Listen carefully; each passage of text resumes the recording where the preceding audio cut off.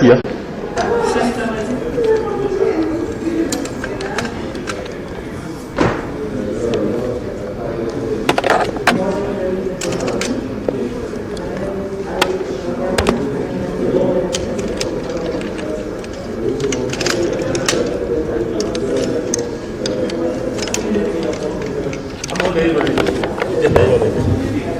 Kalau ada kayak boleh. Boleh ada apa?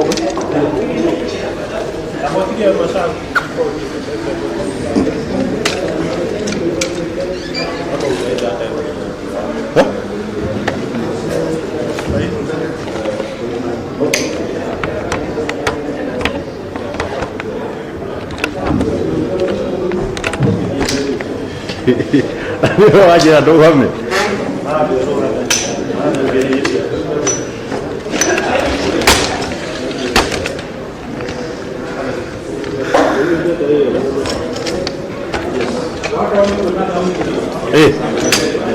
Sawa.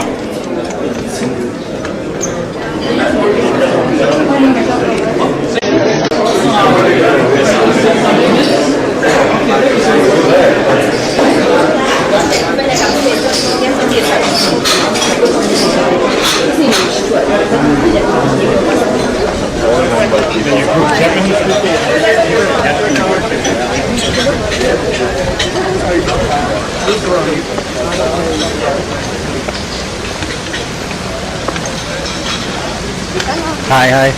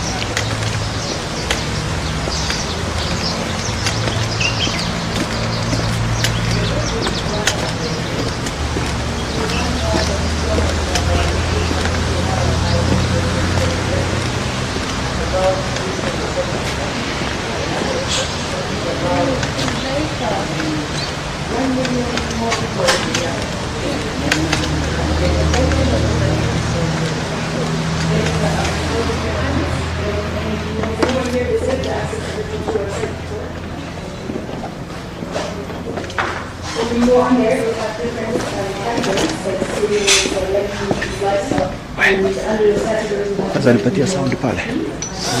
Nadhani papa sound pale. Sound. Akebo. Tafuta.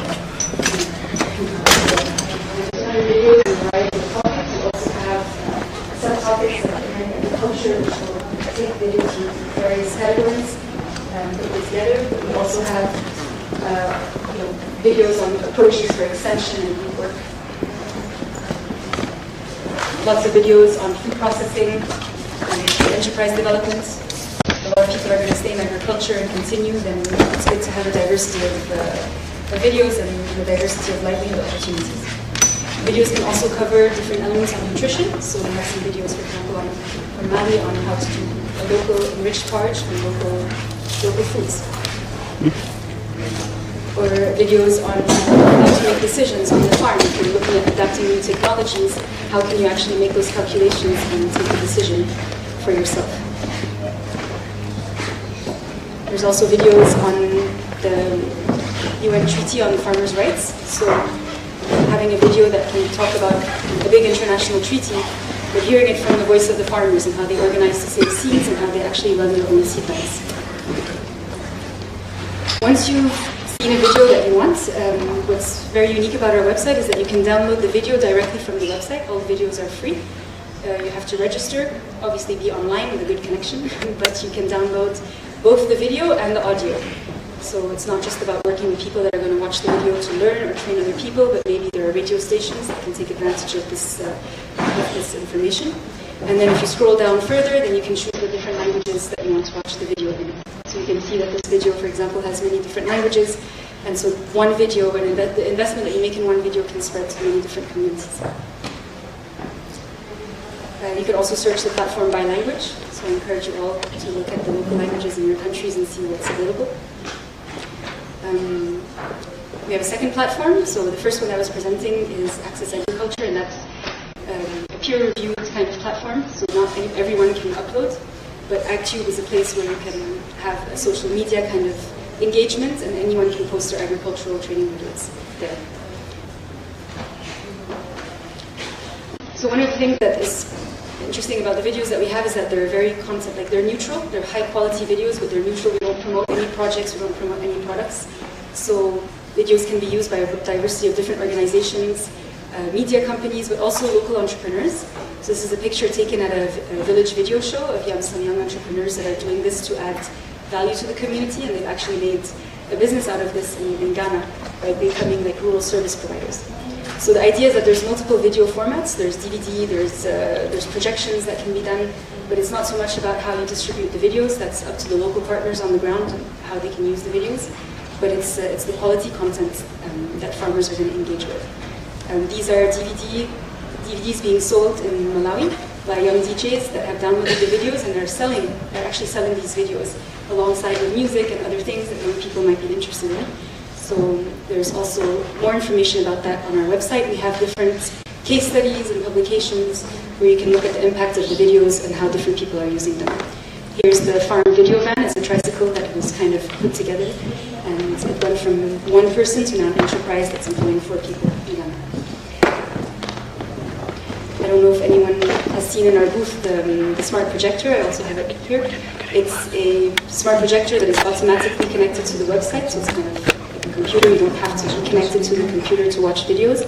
It's fully loaded with all the videos that we have on the platform, and it has a solar panel, so it's easy to project videos and to train people in really remote areas where you might not have electricity.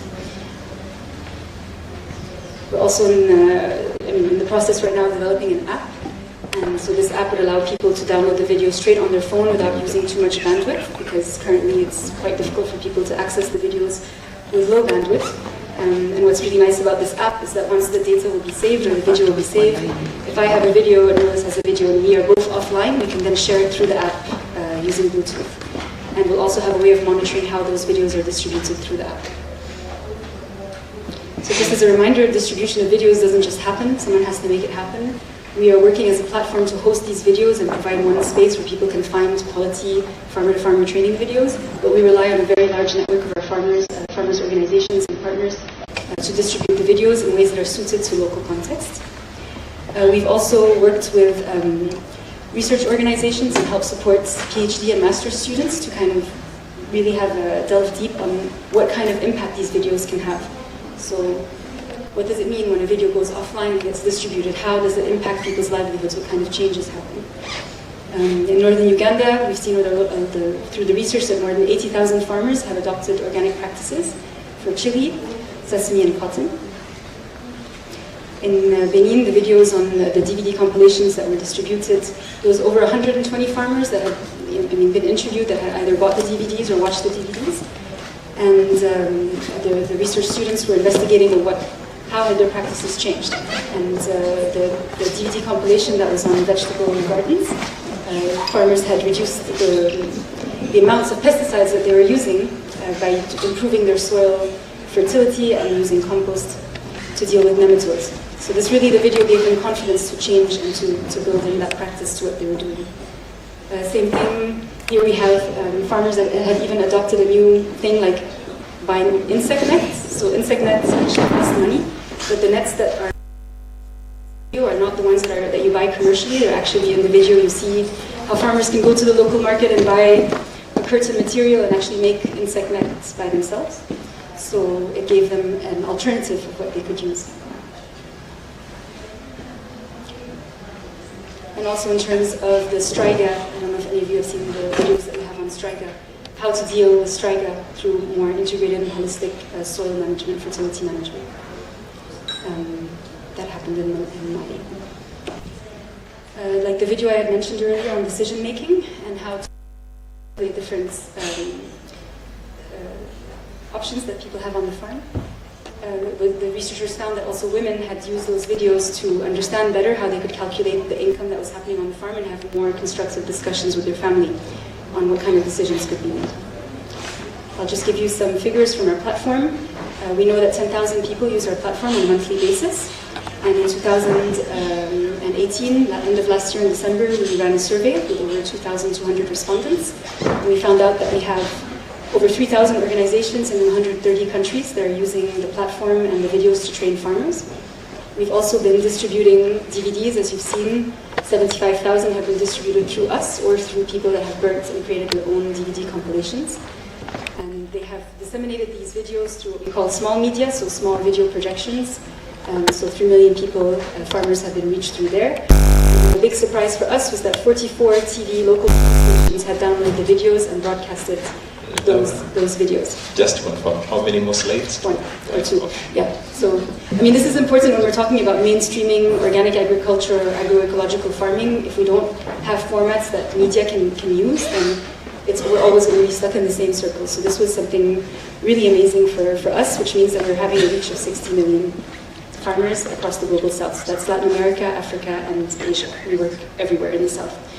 So just concluding slide, that maybe videos for farmers can be a tool that we can accelerate agroecology and we can really inspire youth-led enterprises to start. And I'm looking forward to a discussion with the other speakers and at the end of this of how we can really cross-promote our platforms and work more strongly together, and how we can strengthen the agroecology movement and accelerate that change in a very cost-effective way through that south-south approach, not reinventing the wheel, not having to reproduce all the content in every country, and how we can really support farmers, including youth, to have these practices in their own local languages. Thank you. Thank you very much, Laura. Let's appreciate her. I must admit she's done a good job in setting the stage, even for the other presenters. And I granted her some leeway because she was giving the keynote address. However, like I mentioned at the start, owing to time constraints, we'll try to limit the presentations to 10 minutes so that we can still be able to go back to the main, to the plenary for the closing ceremony.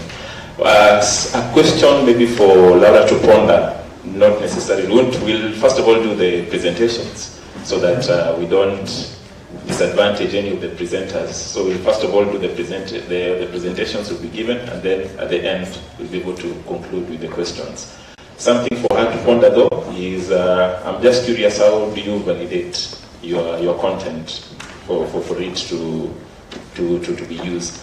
And so going to the next presentation, again in the interest of time, Ina was to go next. However, Ina, I would request maybe to accommodate some small arrangements. I'll invite Sue first, and then we can come to Ina in the next presentation with your indulgence. Thank you very much.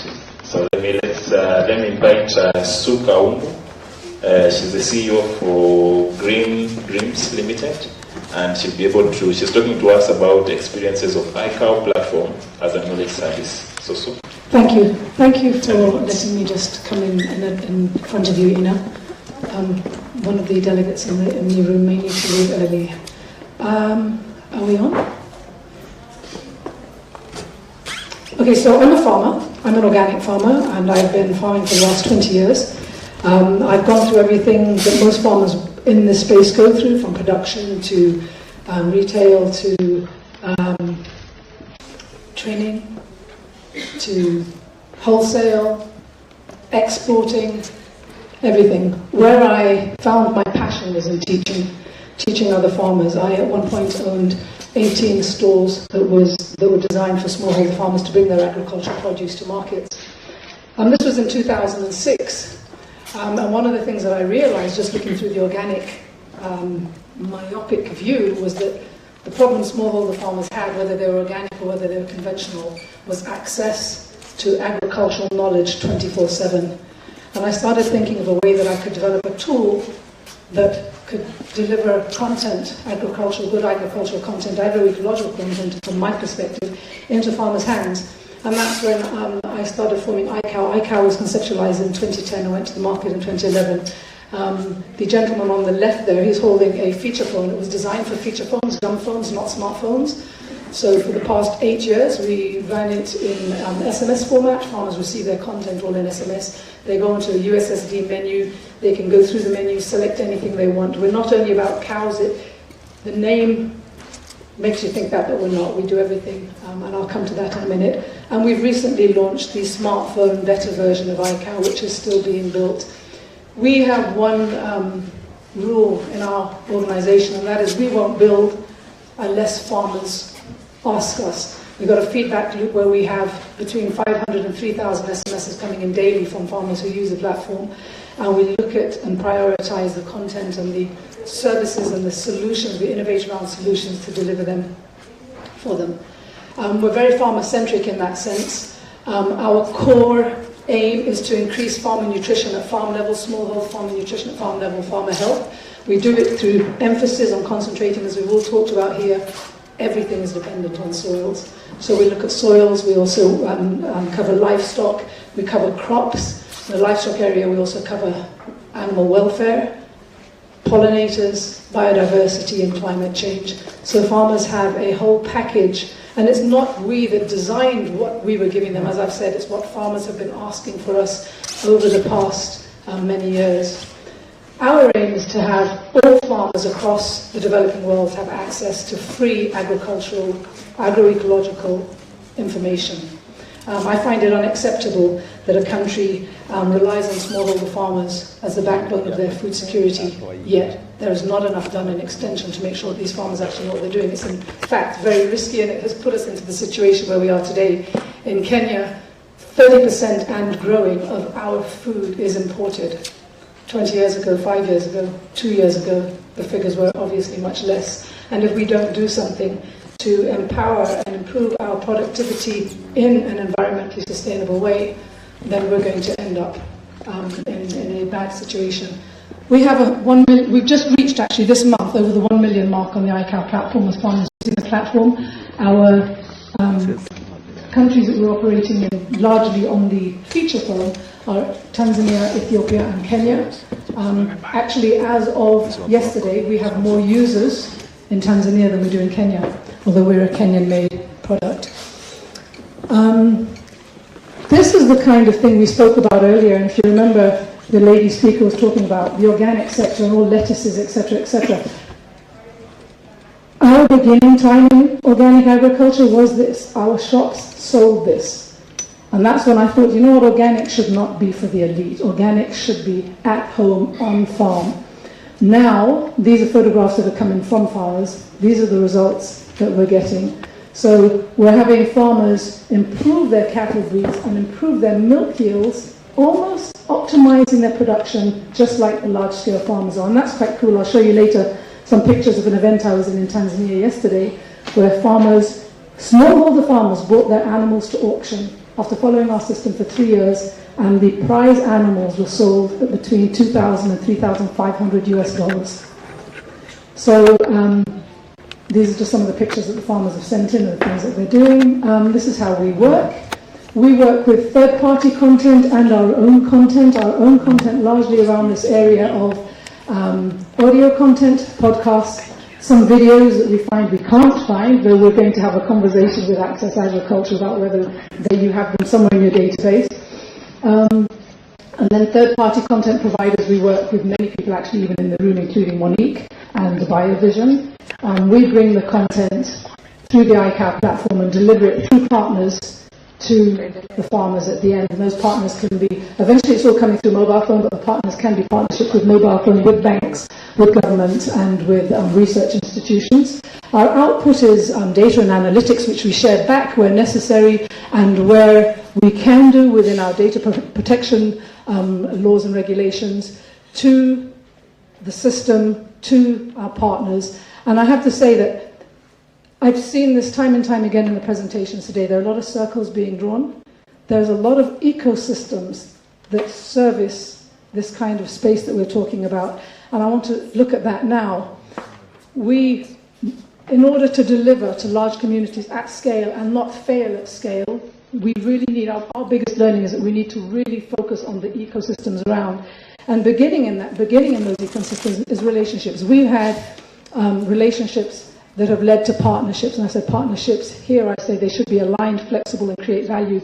We've actually been through the years of having some partnerships that didn't do that, and it was because we didn't have relationships before. So I lay huge emphasis on it, about relationships first before you get into partnerships, where eventually you can deliver ecosystems that thrive, that can scale, and that deliver value to our constituents, which are the farmers. And we have, I've just put in there a role of many of the ecosystem players that we work with, their banks, their content providers, their research institutions, their governments, and growing. These are just some of the messages that have come in from farmers. I picked these off the platform today, off the back end, the SMSs that come in. We encourage farmers to tell us how iCow has impacted on them. We encourage them to tell us what else they need. And we do it, we have the feedback loop is a continuous feedback loop. We have a small customer care unit who are continually engaged with farmers. And we also have a vet on call. I don't know if any of you ever knew about the Bring Back Zach campaign. The veterinary officer who got shot in the spine and was in a wheelchair, he now is actually Dr. iCow. And he does a lot of the answering to farmers who've got queries and questions that need escalation, and he helps point them to their veterinary officers on the ground. And there are just another two of them. I always like to, again, bring back the view of the farmers. It's interesting, we can all talk about vanity metrics, etc., but ultimately the success of anything is use and what farmers use. These are the pictures. This here is actually the PS for Agroecology, who was at the event yesterday. He came in to see the smallholders. What in the background there as well, that's the Director General for ILRI and the Deputy Director. This is the, this is the PS, this is the Minister. This was the Minister himself, the Minister for Agriculture came to the event. And what was happening at that event is, after a 3-year program, is really unique. We all accept, and I mean we've talked about seed, but let's talk about genetics and livestock seed. We can all see that some of the biggest challenges smallholder farmers face in Africa when it comes to livestock is that we're producing the wrong animals. They're not designed for our environment, they're not designed for our climate, they're not designed for our diseases. And this idea now of crossbred genetics is coming into the fore. And we're also losing our breeds. We're losing our Ndama, we're losing our Ankole, we're losing our Borana, we're losing all of the breeds that have that resilience that we need to help the farmers in our production systems. At least by crossing those, we can increase milk and increase resilience. And this is what this program was. So ILRI, through a Gates funded program, set up what they call the Africa Dairy Genetic Gain Program.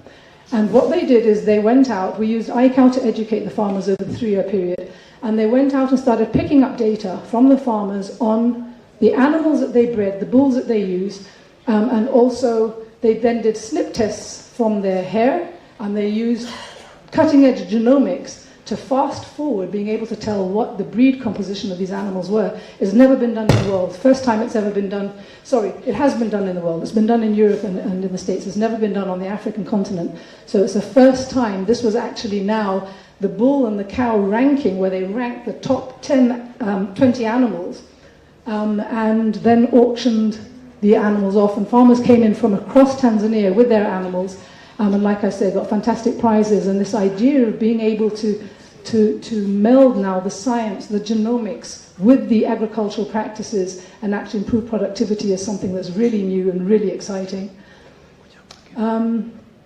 Yeah, that's it. That's iCow basically. Thank you. Thank you, Sue. That's an excellent presentation.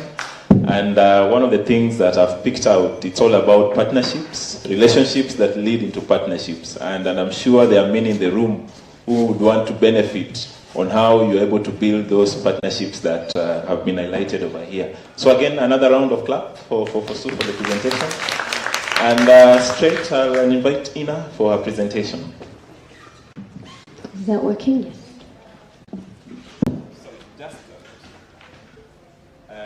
Just write your question, and immediately the presentations are over, we'll go straight into the questions. And I think it will be in order also to give, at the tail end, the director to say something small before he leaves. Right. So just jot down the question, and then we'll be able to come back to them. That's surprisingly working. Hello everybody, thank you for the speeches we've already heard. That was very inspiring. Thank you for coming here. I am actually representing my boss, who unfortunately fell ill in the last second, and I had the pleasure to step in for him. We are Organic Services, and we do international consultancy and have a special focus on small-scale farmers and on small and local certifiers.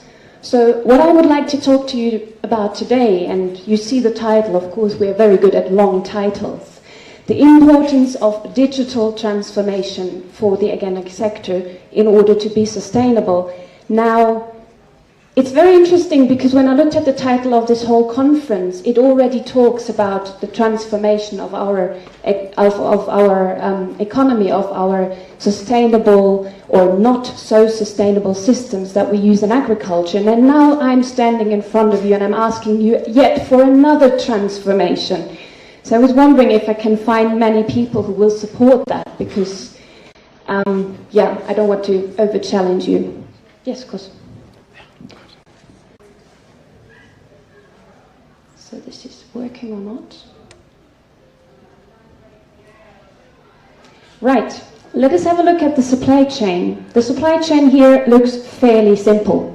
The problem is for organic products, it's more complex than for conventional products, because our organic system requires standards, private standards and seals, as well as international and national regulations that we've all heard a lot about, especially yesterday. So the problem of this is that they are costly. And as long as we, and I appreciate Hans Herren's comment on the fact that we're not doing true cost accounting, as long as we don't do that, this is our reality. We have agriculture, we have agroecology, which is our system that we all promote, and we have additional cost for this system because we all the time, all supply chain actors have to file that we're actually working organically. So this is our situation. We have these additional costs. And what do we do with additional costs? Well, on the one hand, we add it to consumer prices. If we continue doing that, this may eventually put consumers off from buying organic in the first place. So we don't want that.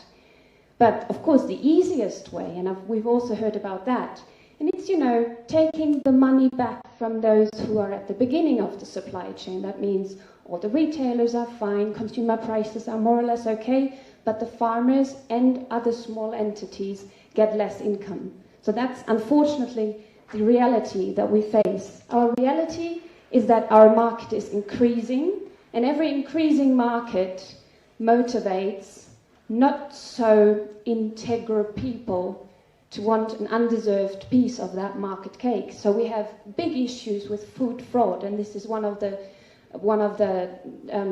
problems that our company actually tries to tackle. We have, because of all these food fraud issues, especially in the organic sectors, which has been shattered by scandals of whole shipments coming from Ukraine through Turkey, ending up in the US, and out of a sudden it's organic, whilst in the beginning it was conventional. We have massive problems with that.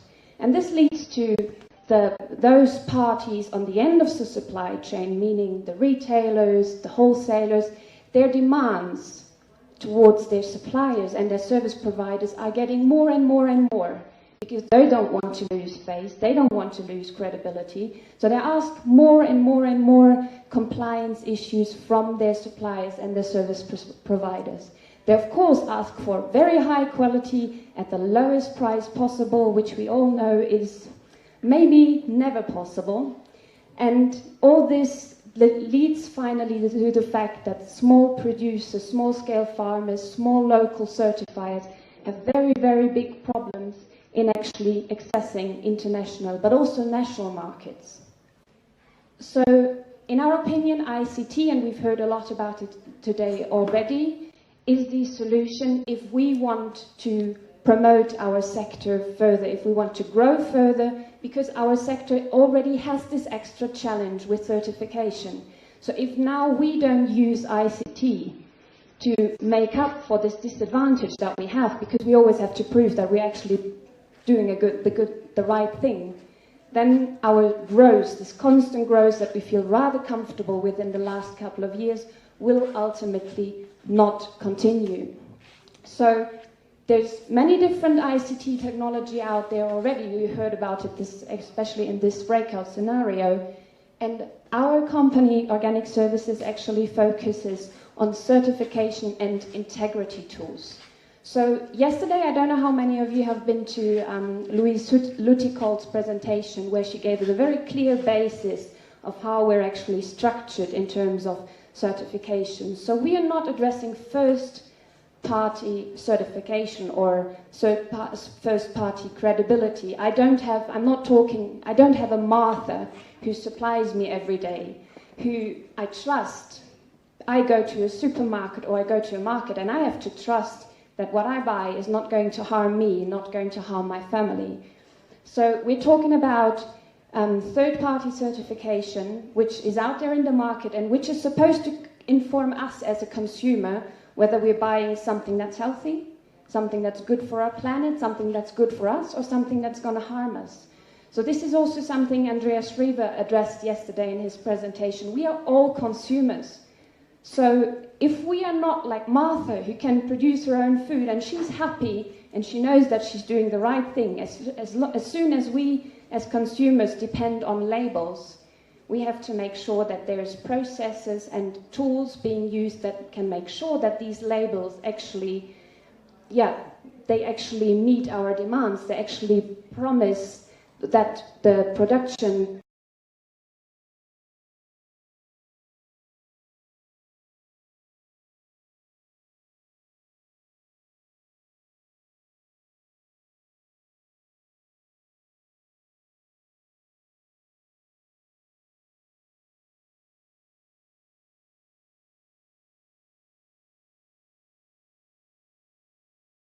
in order to actually be able to participate in national and international market is group certification, which means we have a group of farmers, they all get together, and instead of having every single one certified, they just prove that they internally have a well-functioning internal control system in place, and this well-functioning internal control system itself makes it possible for the whole group to be certified as one unit. So we save costs with this, and we also encourage group to organize themselves. This is the concept. The problem is the concept always sounds easy, and then you try to implement it, and you have huge difficulties in implementing it. And this is where our tool is supposed to help small-scale farmers, grower groups, but also businesses who have contract farmers that they work together with. This is where this tool actually is able to help. So I'm just going to run you through this very quickly. These are all the processes that can be managed with the tool. And basically, one of the most important advantages is it's not an installed tool. It's an online-based tool. So all you have to do, you have to log in somewhere. You have to enter your data. You can export that data, you can share the data, you can do whatever you want with that data, but it's all online. So you don't have the problem that the next fire, the next wind is going to blow all your paperwork away. That's not going to happen. Everything is stored on the server, which is actually based in Germany. Now let's have a look at the small certifiers. And I was actually happy that yesterday there was one presentation which addressed this specific group, because we don't really have them on our radar. We think, well, certifiers are certifiers. But that's actually not the case. So we have small certifiers, small local certifiers, who are responsible for making sure that all our processes are organic, that our integrity is safe.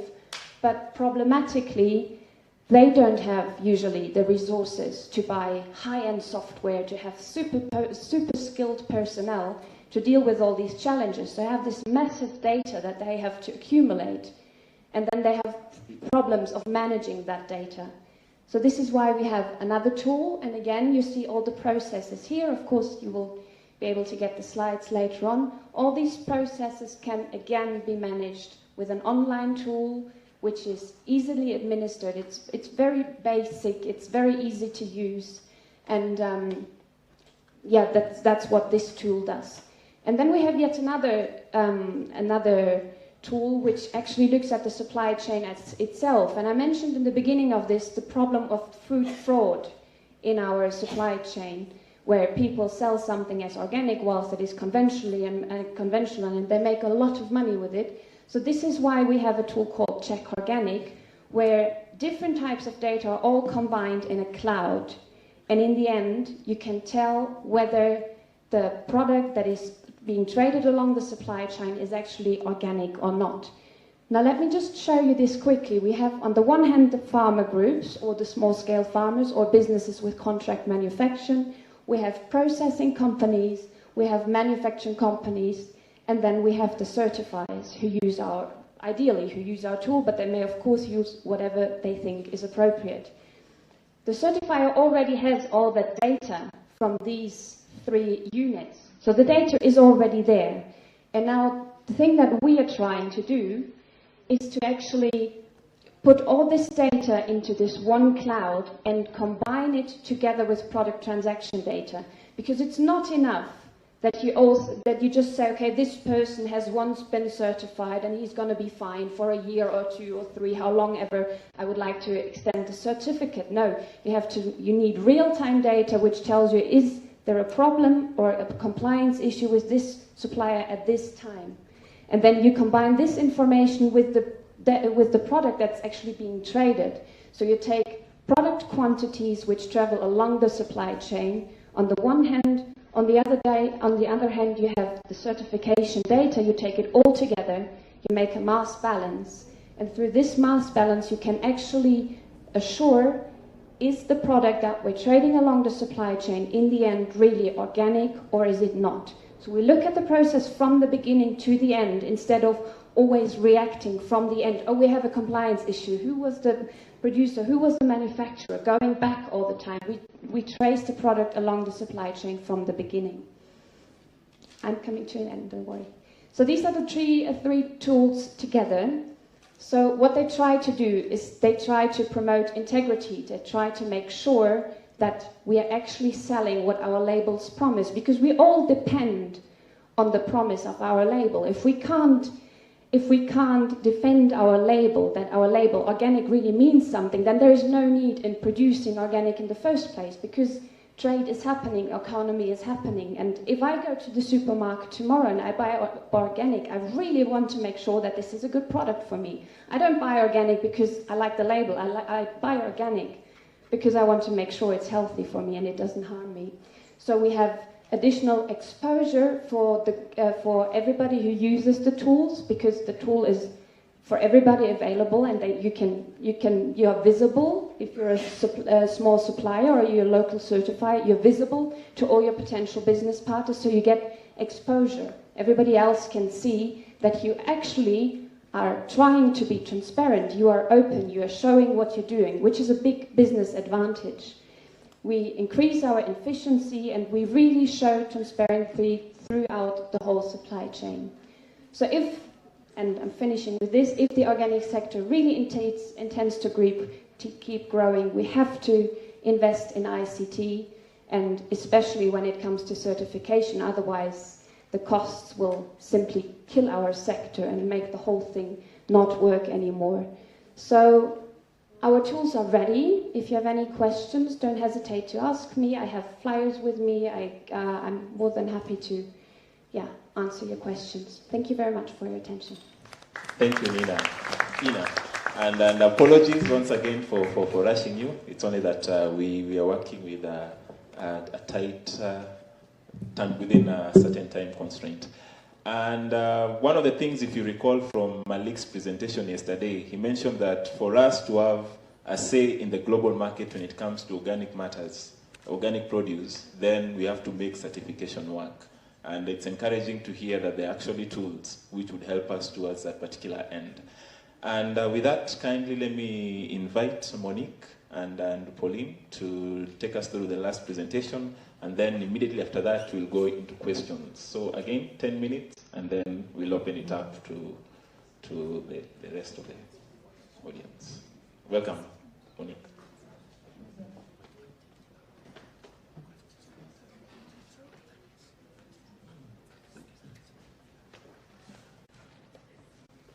Good afternoon. Good afternoon. My name is Pauline Mundia. I work for Biovision Africa Trust. We are two of us here. That doesn't mean we shall take double the time. We shall try to keep the time that we've been told. So we are here to talk about Infonet Biovision, which is a project of Biovision Africa Trust. It is an internet-based platform. And I think for those of us who were part of the analog generation, when the digital age came, I think we didn't really embrace it as much as we should have, because it came as a social platform, and we didn't feel that it could really help us pass on the information that we need to. But I'm glad to say that from even the presentations that we've seen here, that we've seen that actually digital platforms, social platforms, can be a very powerful form of giving information. So basically what we're going to tell you is about our project, which is called Infonet. We'll look at some of the milestones of how we've grown, and then what are the key features, the dissemination, and what is our future outlook. What are we looking forward to doing? Thank you very much, Pauline. My name is Monique Hunziker. I'm usually based in Zurich at Biovision, but we work very closely with BWAT. And as Pauline has mentioned, Infonet is one of the information platforms that are led by Pharma Communication Program, and Infonet is the web-based platform. We also have the TOF magazine, we have TOF radio, and we have MKM newsletter, and we have outreach pillar. So it is important to know that this is not a single project, so it works as a program together with the other pillars from BWAT. And it's working since we started in 2005, the concept, and it was actually developed based on farmer requests.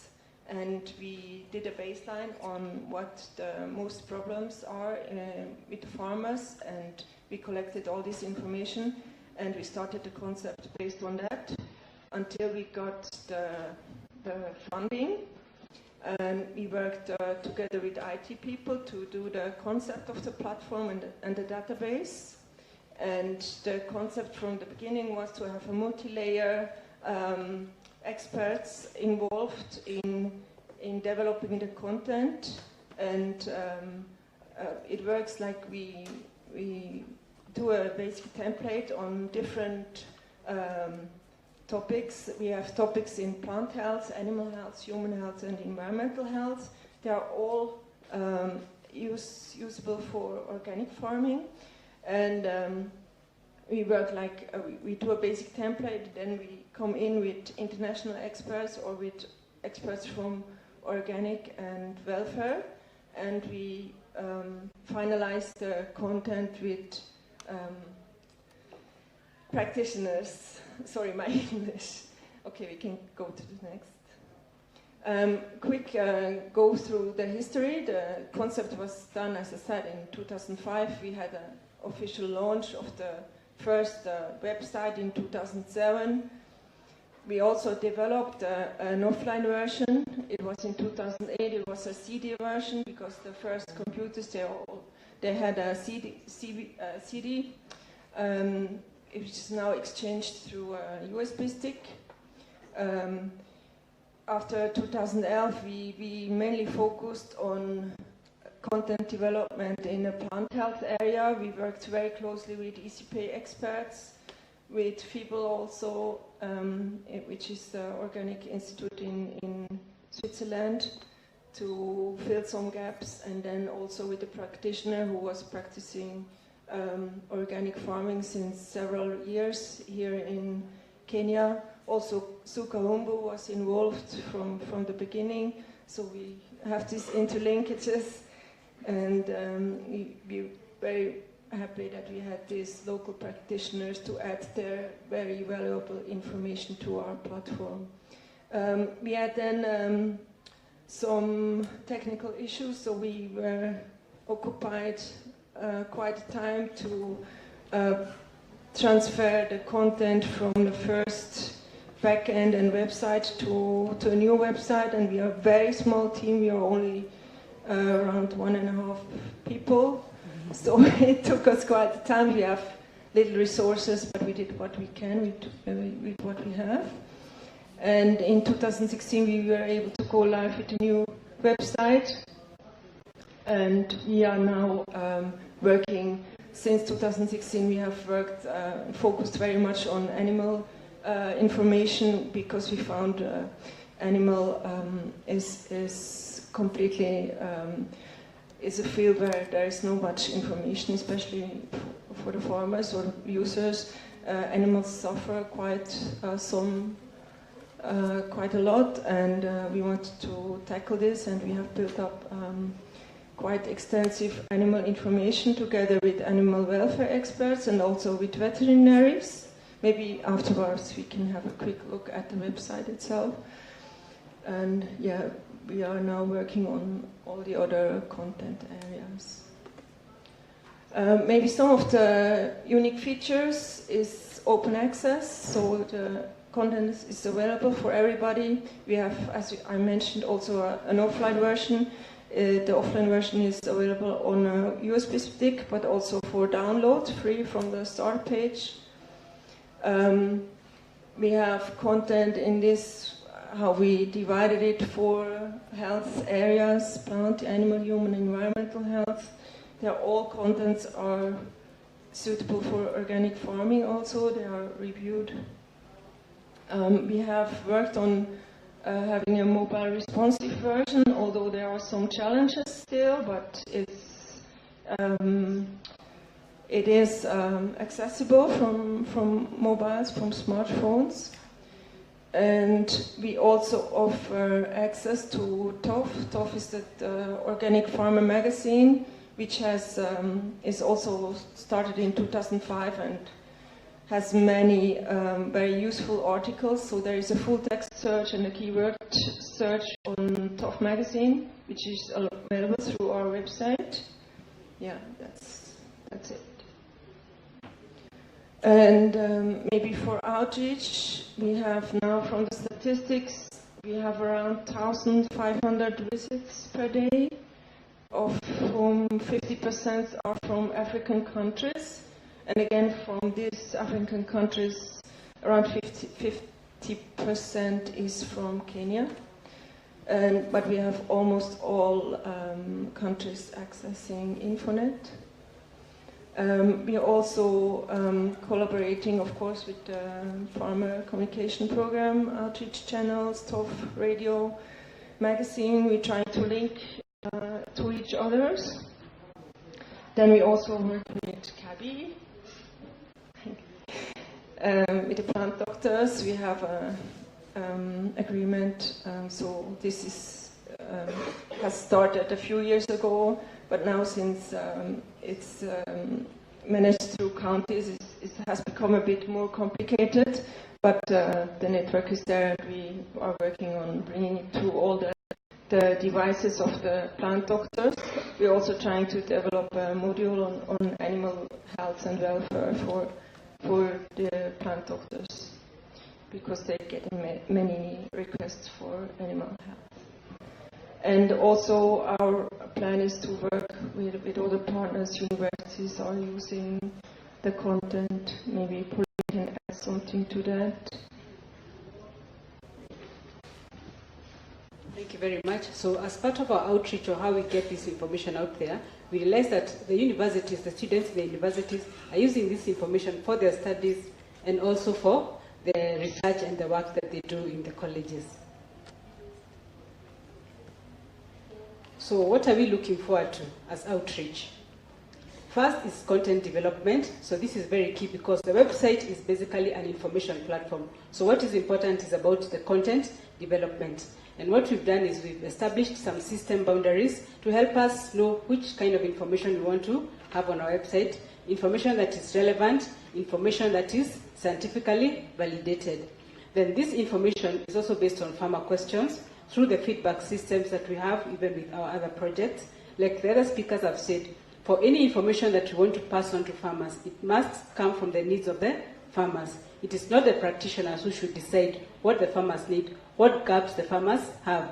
So we always refer to what are the needs of the farmers from the farmers, and then that is the information we put on our website. Then we also look at current issues because we have what we call emerging issues.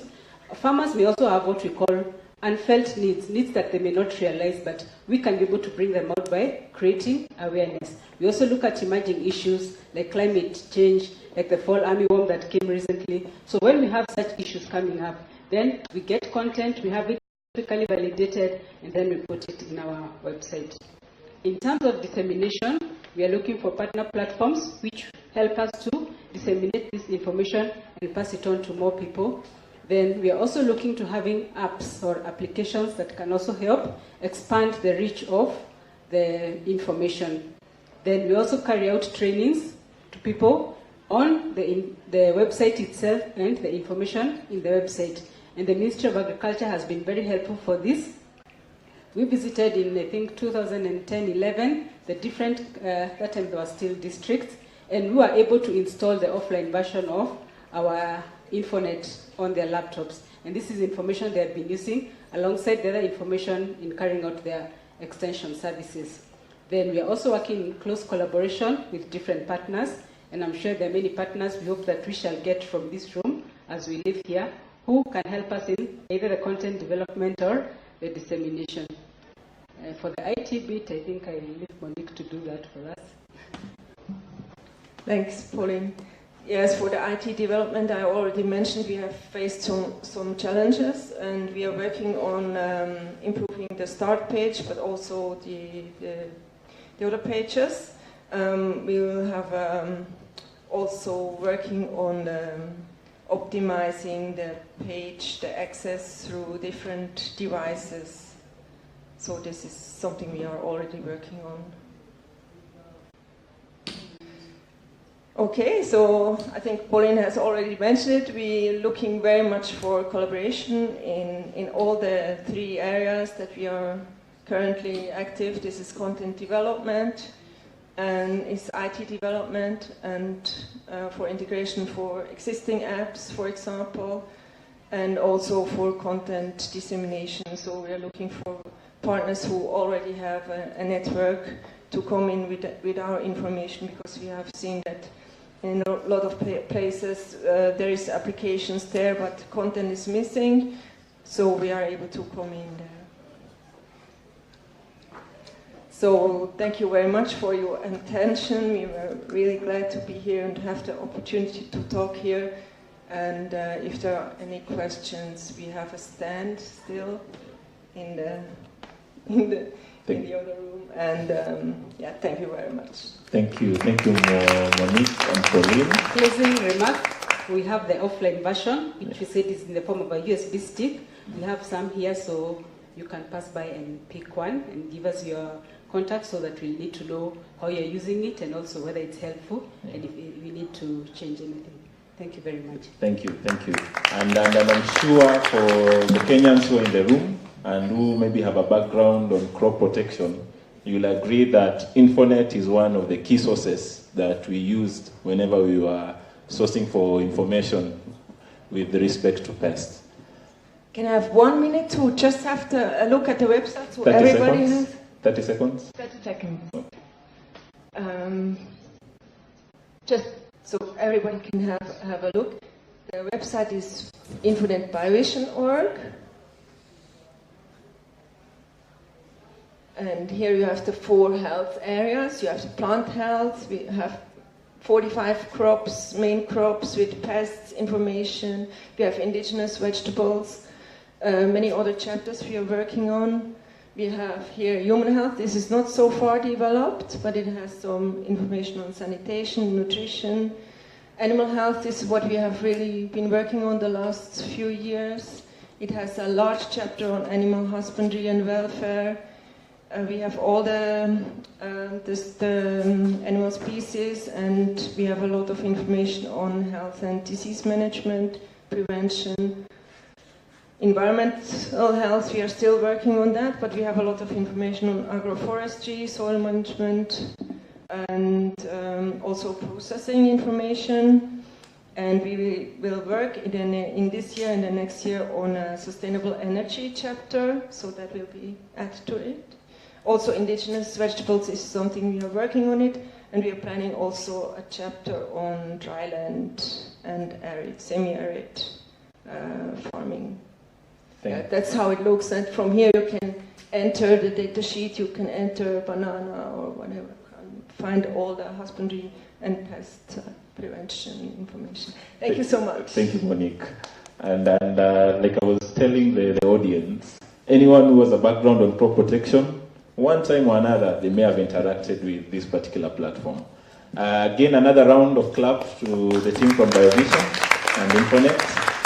And in an attempt to demystify the whole notion about the high table, and also in the interest of time, I won't call the presenters here, but I think they can just take the question from where they're sitting, and then we can proceed. So I'll open it up, and we'll give the first question, not necessarily a question, but a comment from our director, just to react or to give a comment based on the presentations that have been made. Okay, thank you very much, Chair. Good to see you, Director. Sorry. Okay. I was invited here by Sue to attend this session, and I think I'm very happy to have accepted. One of the areas that we grapple with in the ministry is about the knowledge gap. In our constitution, all agriculture extension was devolved. The farmers still demand that extension officers should be visiting them. That will never happen again.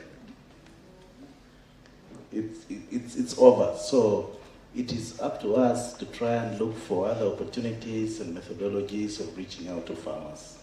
And the digital mobile applications and platforms is a very potential way of reaching farmers. So I think this is one area that we really need to work all of us together to be able to reach to our farmers. So I'm very happy about this, and thank you. God bless you. Yeah. Thank you very much. Okay, I will, for the first round, I'll take 3 questions, and then we can proceed from there. So let me start with the lady, the gentleman, and then the 2 ladies at the back. Okay? 1 minute. Okay. Thank you very much. I just have about 2-3 questions, and I wish maybe because you have 10 minutes, you can prioritize the one question that is. They're related. To congratulate the presenters, because we have a question. Why don't innovations diffuse with all this? And they're trying to solve this. So, is there a production training on the website of Access Agriculture? That's one. What's the budget for applying this? And can it be applied across other sectors like health? And the next question is on food fraud. What exactly is food fraud?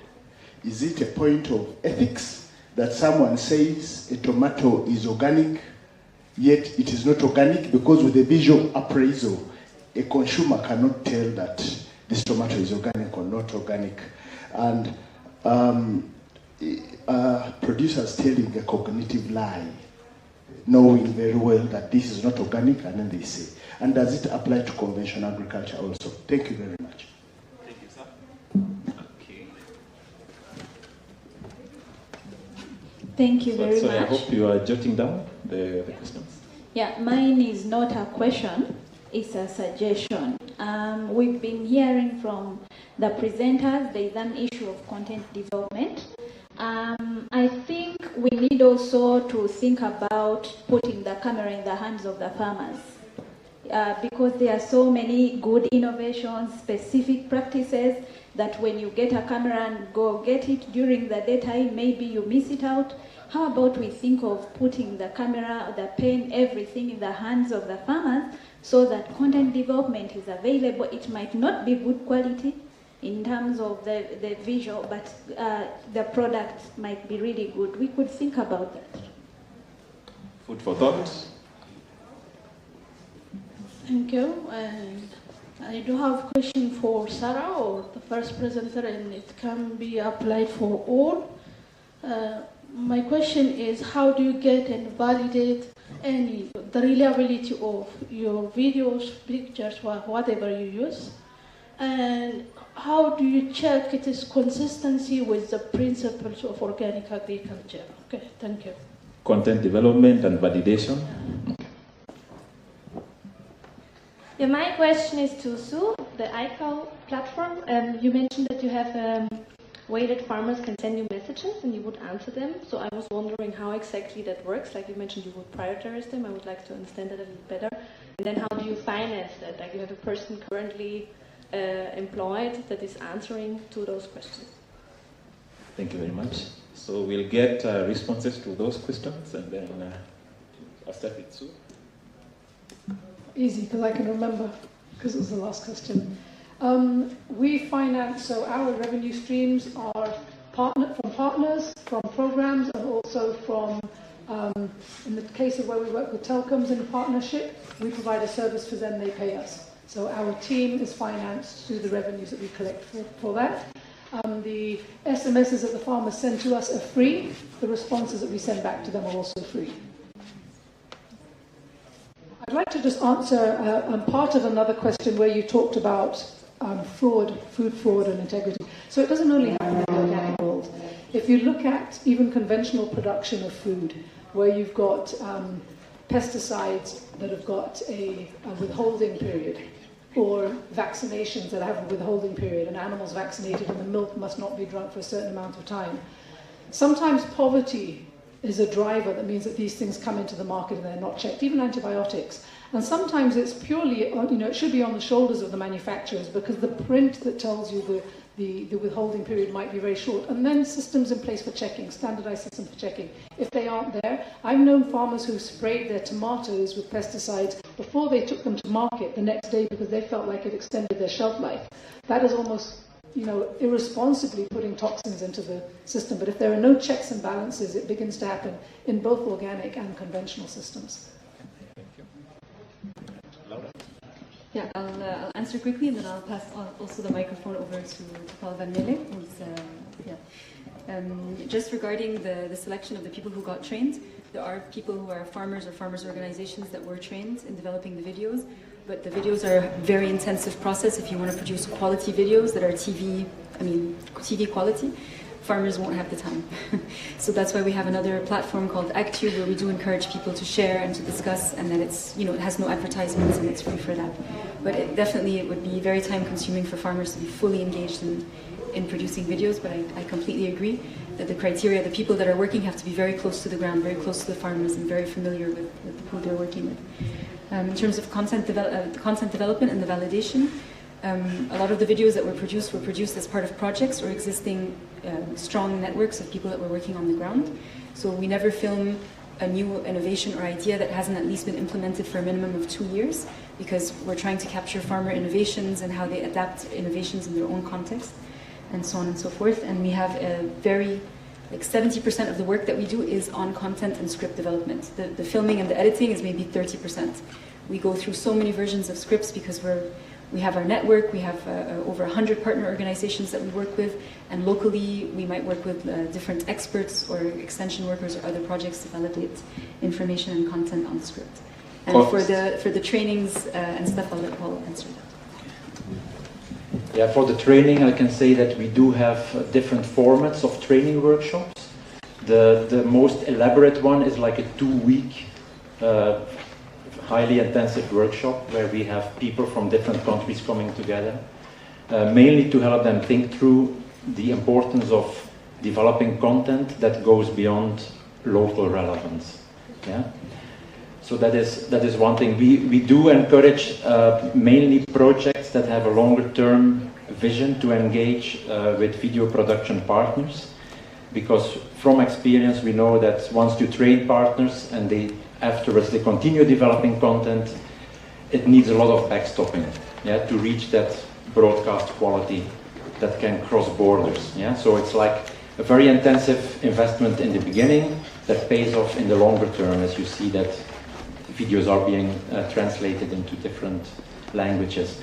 We do have basic do's and don'ts for video production that we can easily share, and people are using both the videos that are as an example and some of those basic techniques to improve the quality if they want to make their own videos. And in some of the countries where we have people working with farmers, like in Bangladesh, they are using that actually with farmers on the ground to help them improve the videos that farmers make, and then help them to add it to the AgTube platform, as Laura was explaining.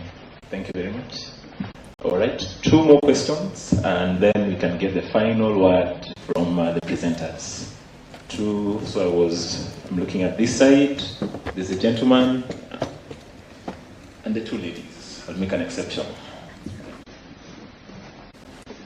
Thank you. My name is Wanjama from Seed Savers Network in Kenya. And mine is a comment. And I would like to say that it is important for the people who are putting content for farmers to use to start with having how farmers should make seeds. So start with seeds that farmers don't know where they're coming from, but start with how should farmers get their own seeds. And the other comment I would like to make is on seed certification. The people who are talking about quality certification and insurance, I think it is also important to have to think about how farmers groups could be certified so that they also bring their seeds to the market. Because one of the reasons why farmers cannot sell seeds is because their seeds cannot be certified, and conventional certification mechanism is too expensive for small-scale farmers. Thank you. Thank you very much. Clearly you can see where his heart is. Seed matters. Yes. Mine is to Monique and Pauline about a comment about the offline version. You need to, this some content, a lot of it that is missing, but you need to check it out. And I put up something. Okay. It could be a case of updating. All right. And finally, comment. Comment, a question? It's actually a compliment. My name is Jen Albert. I'm a marketing officer for Tanzania Organic Agricultural Movement. Working with farmer, they don't know how to differentiate between an agronomist or a marketer, so they can just ask anything so long as you're working for Organic Agricultural Movement. I met with Pauline in Rwanda one time, and she shared this website. So wherever they ask the question, I just go quickly and tell them. So actually, that has helped us a lot. Thank you. Thank you. Continue the good job, Pauline, Monique. So finally, we can get the parting shot from the presenters. I don't know if there's a particular order I need to follow. I'll start with Laura, who was our keynote speaker. And just in 1 minute, what would be your parting shot? I also realized I forgot to answer your question about the organic and agroecological farming. Definitely, I think working in partnerships and having stronger mapping and networking to really identify good examples and lead farmers, that we can have more of that content on our websites and on our platforms. A lot of the content that was developed in the past or is being developed is based on what we have, and it's very hard to find good examples. And one of the reasons I got very excited about Access Agriculture is coming from Egypt. We have no good examples of agroecology at scale or how to start. So using, being a global community and being connected online and having a way of communicating in local languages and being able to really mainstream it and also inspire people to make a change as consumers and farmers together, hopefully. Thank you very much. Yeah, I would just quickly like to come back to the question of food fraud, which has partially already been answered. Food fraud is something that we don't really have on our radar a lot, but it's actually estimated in $90 billion per year where food fraud is happening. It is not just about organics. What I was talking about was mislabeling. You put an organic stamp on the product, you get a fantastic price on it, and in the end it has been sprayed heavily. So that's one form of food fraud. We have other forms. We have dilution. We have another very important or interesting example for mislabeling is olive oil, which is, of course, everything's supposed to come from Italy, but in fact it doesn't. We have whiskies where we pay fortunes for, and in the end it's really, really actually harmful for our health to drink these things. So really, food fraud is not just for organic, it's not just about labels, it's also about dilution. It's about always selling a less valuable product for a higher price. So it's a very criminal business, and we all have to put up protection measures for this not to happen. And this is what it's all about. We have to look into certification. It's not a very emotional topic. I'm very aware of that, and I'm actually a bit jealous of all the other things that have been presented, because they are so emotional and so real to you, but certification is important as well. We have to prove that we are really doing a good job in terms of organic, otherwise there's no need of pretending to do good things if we can't prove that we're actually doing good things. Thank you very much. Thank you, Ina. And finally, Sue, not finally, Sue, your parting shot. Thank you. I have a big question in my mind about the word organic being used on the African continent. I think that when you put poverty into the picture, and when you put those costs and certification and all of this, and you lump it all into one thing, it almost becomes an unreachable attainment for an unreachable goal for farmers to attain to. And I think that our focus, when we look at food security at the household level, when we look at environmental sustainability, when we look at meeting the SDGs, we've got to start saying that our food production systems have got to be set against these goals, and stop labeling them with labels that come with a whole bunch of different things that actually, by my books, don't make sense. I've been through that stage where I remember in a meeting in Switzerland, a woman sat down and said to me, "Why are you trying to make smallholder farmers in Africa eat organic? They can't afford it." But it's the perception of that word, organic, and the fact that it comes with the labels. Anyway, beyond that, that's just my opinion. Beyond that, just two things I wanted to comment on. The young lady who spoke about the videos. When we're teaching, in my opinion, for the videos that we make, so we take farmers on a journey, a learning journey across different areas in agriculture. So, for example, with livestock, we've recently been making a video on clean milking. The videos that we got from farmers we can't use, because if they had it right, we wouldn't need to teach them. If their animals were clean and they had it right, they wouldn't have issues with mastitis. So getting videos from farmers to teach farmers doesn't always work. In some areas where there's innovation around new things they're doing, it does. But when it comes to actually learning to do things differently, I think that those videos do need to be made with expert input and science behind it, and really good quality videos. And then to the other question, sorry for this last thing, but just on the seed, I would love to be able to tell farmers how to dry their seed, how to choose their seed, how to store their seed. But in Kenya, if we do that, we'll be shut down. It is illegal. And until we change things at policy level, there are certain things we can't do. We have to compromise and say, we'd love to be able to do it, we can't put it on the platform yet, but we can still fight it at policy level. When it's cleared, then we'll be able to do that. Otherwise, we contravene, government regulation. Thank you very much. I have been given 1 minute to wrap it up. So, Monique, parting shot in 30 seconds. Thanks so much. So what I was thinking of,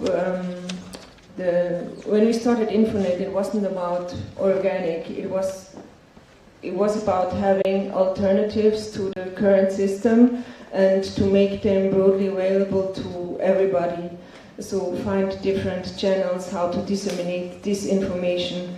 It can be used by organic certified, but it doesn't have to. So the idea was just to bring this information together, to bring the scientists together to create this information where it wasn't there, and then now it's ready to disseminate. So thank you very much. And I guess the take-home message, what we gleaned even in the presentation, it's when in content development, there's also the need to validate that particular information, so that by the time it's going out, there's actually an element of validation that has gone into it. It's also important to optimize on the various tools. So the tools that we have, we should optimize for them to work even in different platforms that are made available to the farmer. Thank you very much. I know we are required on the other side, so I'll hope that from the presentations, a conversation has been initiated. Feel free to get in touch with the respective, the particular individual who maybe resonated with what you are doing, and then I'm sure we can be able to escalate the conversation from that particular point. So thank you very much, and yeah, let's do this again. And apologies.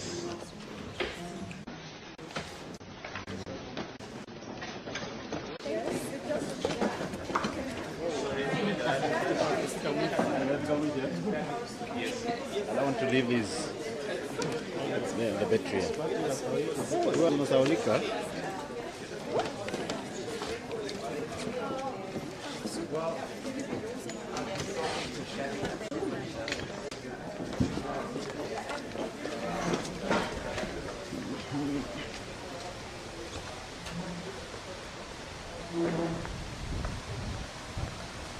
Whew.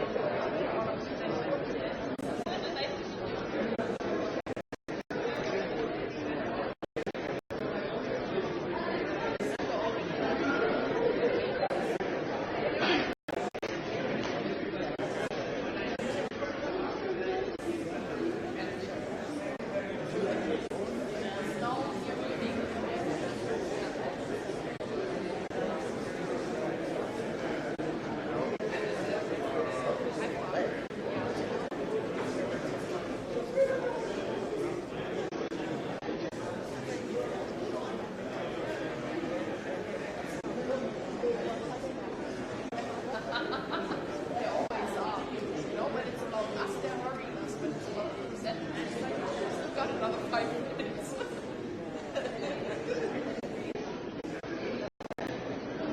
Yesterday evening was also, we've asked for some people yesterday.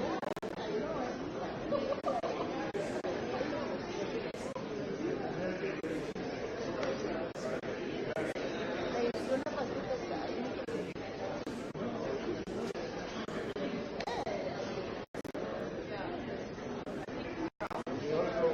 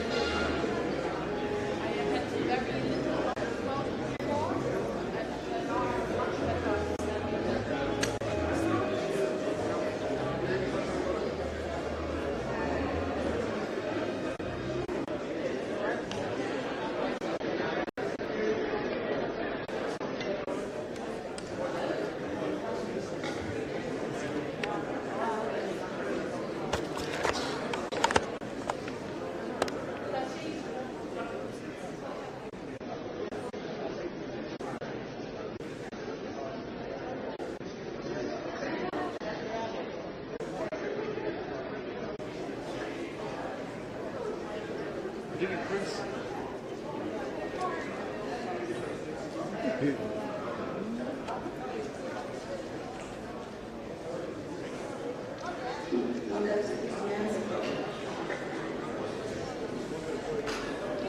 afternoon, everyone. Hey, good afternoon, everyone.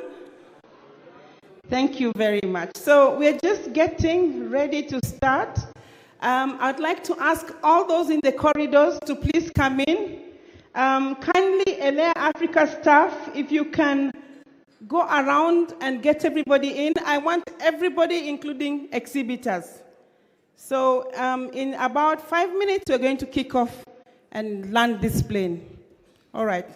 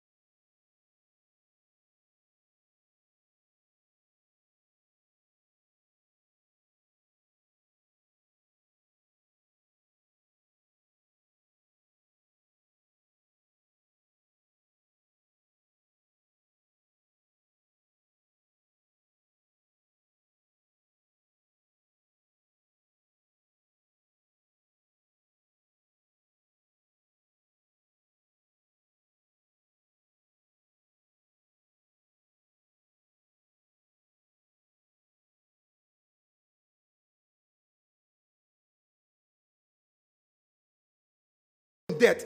And we have to acknowledge that and be completely sincere. This is a life and death battle. This is not just we do organic or do conventional, we save the earth or we don't save it.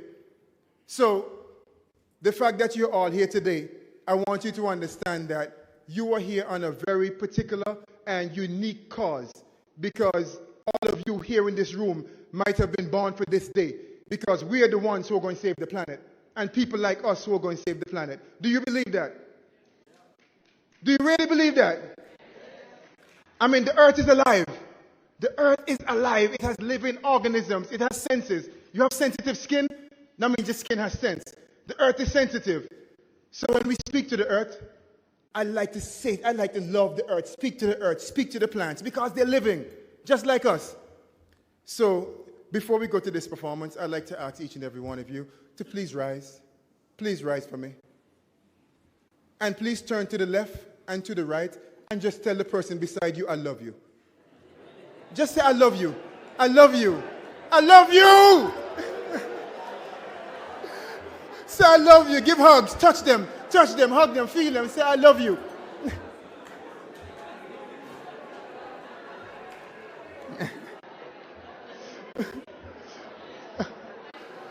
I like that.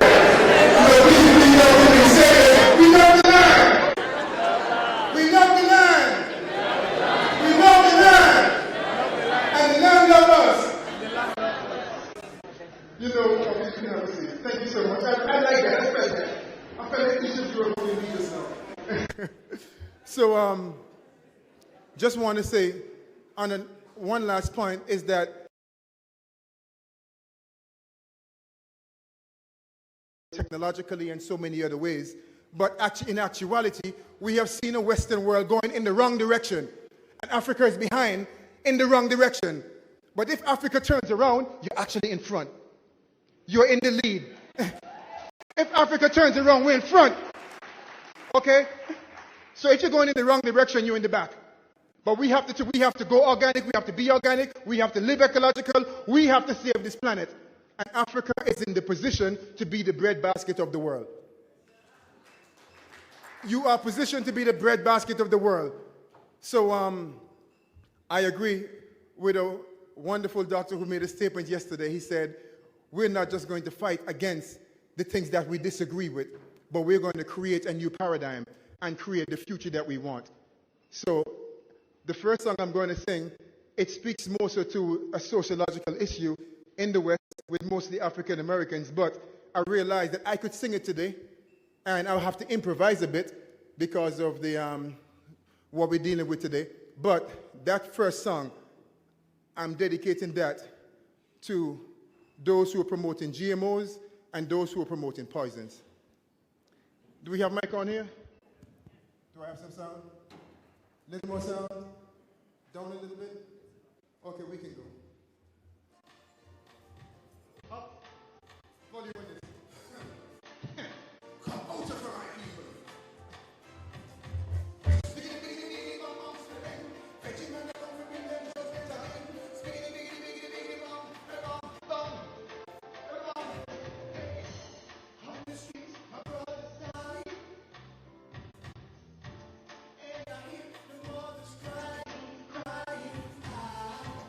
And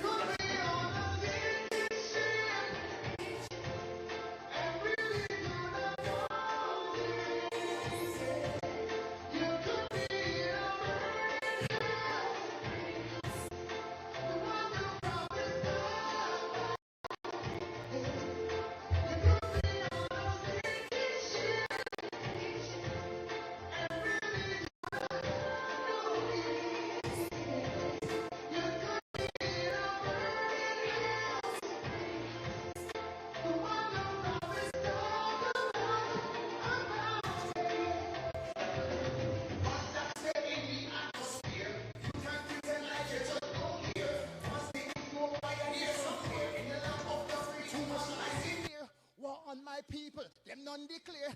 Armageddon is here, I swear. Let in compromise and despair. Innocent blood just a shed everywhere.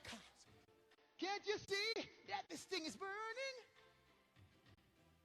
Time to consider where you're coming from. The system is designed to beat you. Run, come home, where you really belong. You are in a sinking ship, and really do not notice it. You are in a burning house, the one the prophets talk about. You are in a sinking ship, and really do not notice it.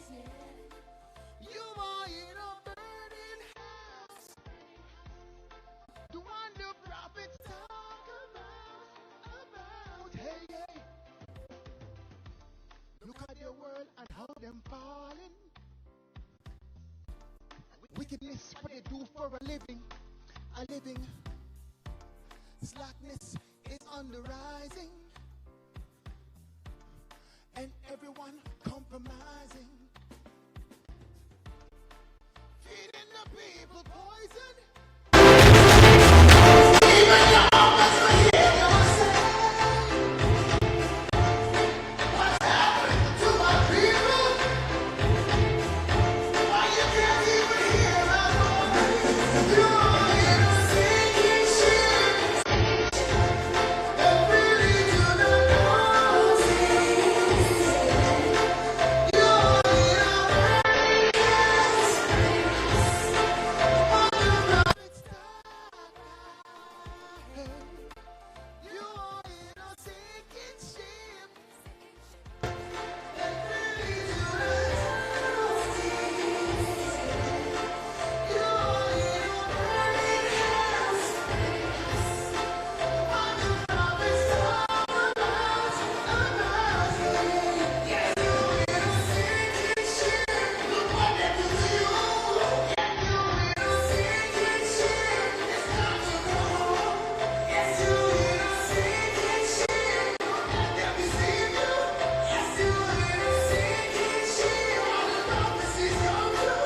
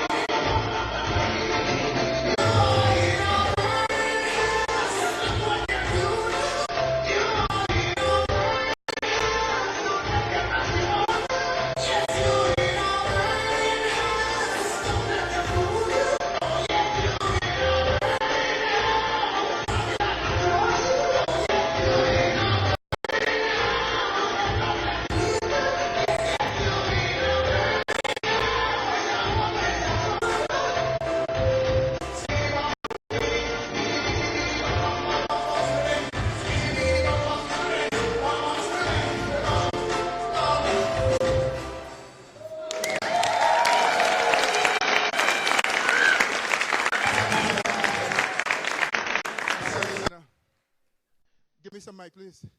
No, this last song, representing the veggie man. I'm a vegan for 25 years, organic agriculture consultant for 25 years, almost half my life. Wait, hold on. 1 second, not yet. Just want to say we come with the spirit of the ancients, and I speak with the voice of our fathers. So I'm not here representing myself, but I represent our ancestors. I'm speaking with the voice and the energy of our Creator and that creative force, because we're fighting for life. We're fighting for life. You represent life. So can I hear one more time? We love life. We love life. Okay, let me introduce you to the veggie man before I go. We can go now. Wait, sorry. I need a few volunteers. I can't do this alone. Does anyone know who to dance? Do we have any dancers in the crowd? Should I just pick somebody? Please, this is soca. Everybody know the Caribbean, you know soca. Follow the leader, follow the leader. Can I get some to come help me? No volunteers? Please come. Anybody, please feel free. please feel free to come and help me do this. Okay?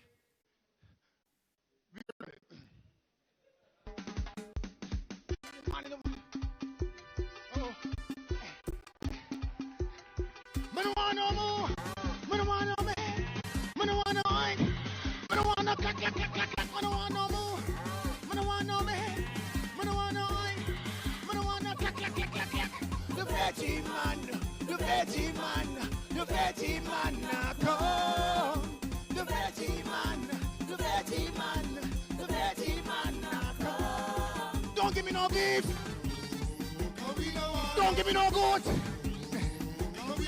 Don't give me no bird. Don't give me no goat. No steak, no leg, no lamb, no ham, no ribs, no tail, no steel, no crab. Just fruits and greens and rice and beans and grains and leaves and roots and seeds and don't give me no debt. You are what you eat from head to your feet, and for every slice, yes, you will pay the price. You are what you eat from head to your feet. You might tax that, but my choice is.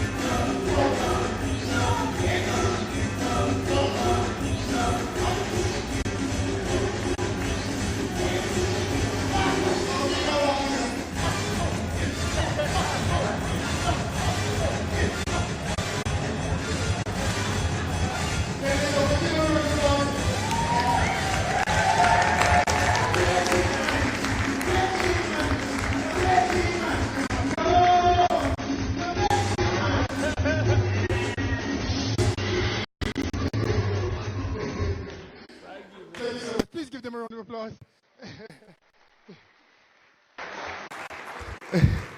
So, before I go, just want to say again to all of you, and sometimes I can talk a little. Dr. Mackay is one of my coaches, so let's give a big round of applause to my doctor over there. I learned a lot from this man as well. David, thank you so much. Like I said to you last night, this is a dream come true. And many of us will be celebrating, our children will celebrate because of this. So thank you guys so much. You might be a part of the new music video. You all want to be a part of a music video? You want to be a part of it? Okay, turn the cameras to the crowd, please. And this song, not yet released, but it will be coming. I need you to be a part of it. When I say, whoa, whoa, whoa, yay, you said, organic ambassadors, because that's who you are, okay? Let's try that. Whoa, whoa, whoa, yay!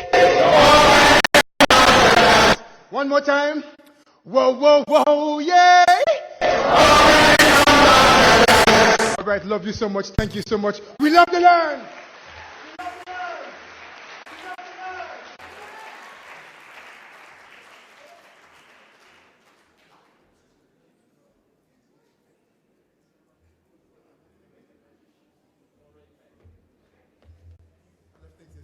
Thank you. You're welcome. Hey, the man can sing. Let's appreciate him. I love the way he made all of us organic ambassadors. So, a new name, AKA. When you say your name, you say AKA, organic ambassador, right? Okay, so we want to get into the meat of this final panel. And our hope and prayer is that the last 3 days have been fruitful and that all of you feel energized as you go back to your work. So I want to begin by making some announcements, and then I'm going to call upon a few people who will come and just give us, it's random, I'm going to call it random, who will give us their takeaways for the day and anything they'd like, last words they'd like to share. So first I wish to remind you that the field visit is going to be tomorrow morning. For those who are staying in hotels out of here, you'll be brought to this place. You'll be picked up at 7:30 to come here by 8 a.m. Departure from here will be at 8 a.m. So try and keep time so that you can leave on time. The organizers of the field visit would like to meet with the group that is going, and this is how it's going to be organized. The team from Sylvia's Basket will meet at the end on my right. The team that is going to Sylvia's Basket. The team that is going to Jat Flora will meet in the middle, right here in front of me. And the team that is going to Limbua will meet on the far left, on the very last row. So they need to give you the logistics and give you more information about the trip. So if you have registered, please, I know you're hungry, but just take 5 minutes to hear out this group. I also wish to remind you that we have the big debate this afternoon. It's going to be at University of Nairobi, and I'd like to call Wanjiru to just come and say a word about what we are expecting. It is actually a debate. There's an opposing side and a defending side. And it's going to, I believe it's going to be fireworks, because I'm told the debate started in a room down there. Yesterday there was a very hot debate for those who are pro-GMOs and those who are anti-GMOs. And now we want to take that debate to the university. Thank you, Sylvia. Yes, the session yesterday was very heated, and you don't want to miss that discussion, the public lecture at University of Nairobi Towers between 4 and 7. I've already got calls from US asking whether we are streaming it live. So please, if you're in Kenya, you have an opportunity to be there. University of Nairobi Towers. 4 to 7, there is transport kindly organized. And some of our speakers will include Judy Carmen, Irina, Professor Huber, and Vasi Mwenja from Kenya. And we'll be discussing more around the safety of GM crops and how risk assessments are done, and whether GM crops are actually safe for us.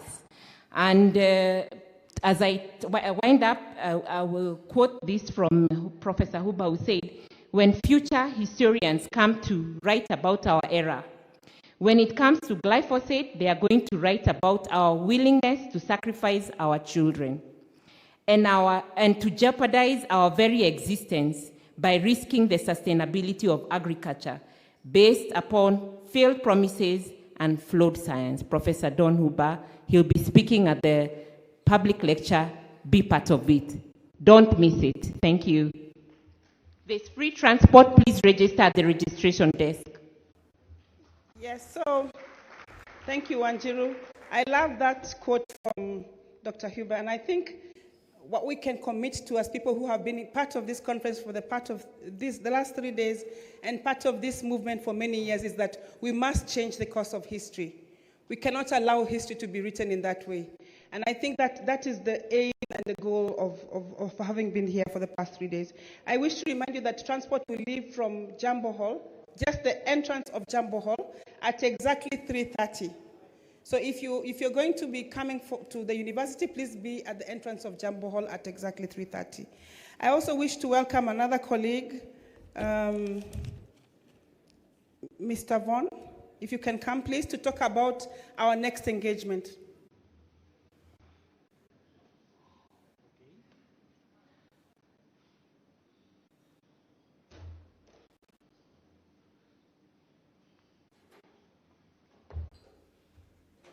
Just for a second, announcement of the next Organic Agriculture Conference in West Africa, in Ghana, in November. It is a 3-day conference and 1-day excursion. The first day is the Science Day, the second day is Politics and Markets, and the third day is Farmers' Day. On the Science Day, we want to concentrate on reporting on comparative research, comparing organic and conventional systems, and the benefits. Also about applied research, and then of course research papers. The second day we talk about the politics and the market, and we are dreaming of presenting first landscape level agroecological conversion investment plans. The third day will be farmer innovations, farmer technologies, and about inputs. That is more or less the flow of the conference with an excursion after. Look at this banner, look at the website. There are some brochures at the bottom of this banner which you can take home, and hope to see you all in November in Accra, Ghana. Thank you.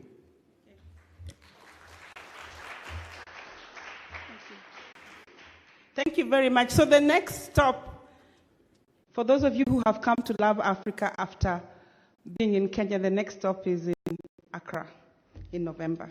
So you're all welcome to that conference. So we want to take a moment to reflect on the things that have happened in this room over the past few days. So I'd like to call a few people just to sort of sum it up for us. It's not going to be a long discussion, just a 10-minute discussion. So I would like to call Dr. Emma Siliprandi, please come. Dr. Dasi Ogada, Zachary Makanya, Dr. Matima Juma,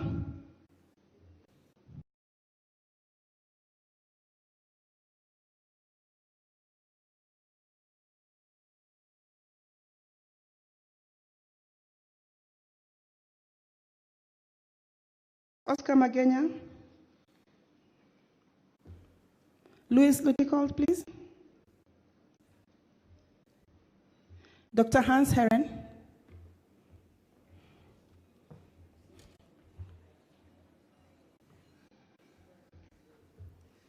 Sue Kahumbu. Sue has been very gracious. She was on a trip, and I was actually pleasantly surprised when she said at least she can come for a day. She's been away, and we appreciate the fact that you made it here. All right. Okay. So, can I get an additional chair, please? Who's there to help me out? Can I get one additional chair, please? Just to help me out.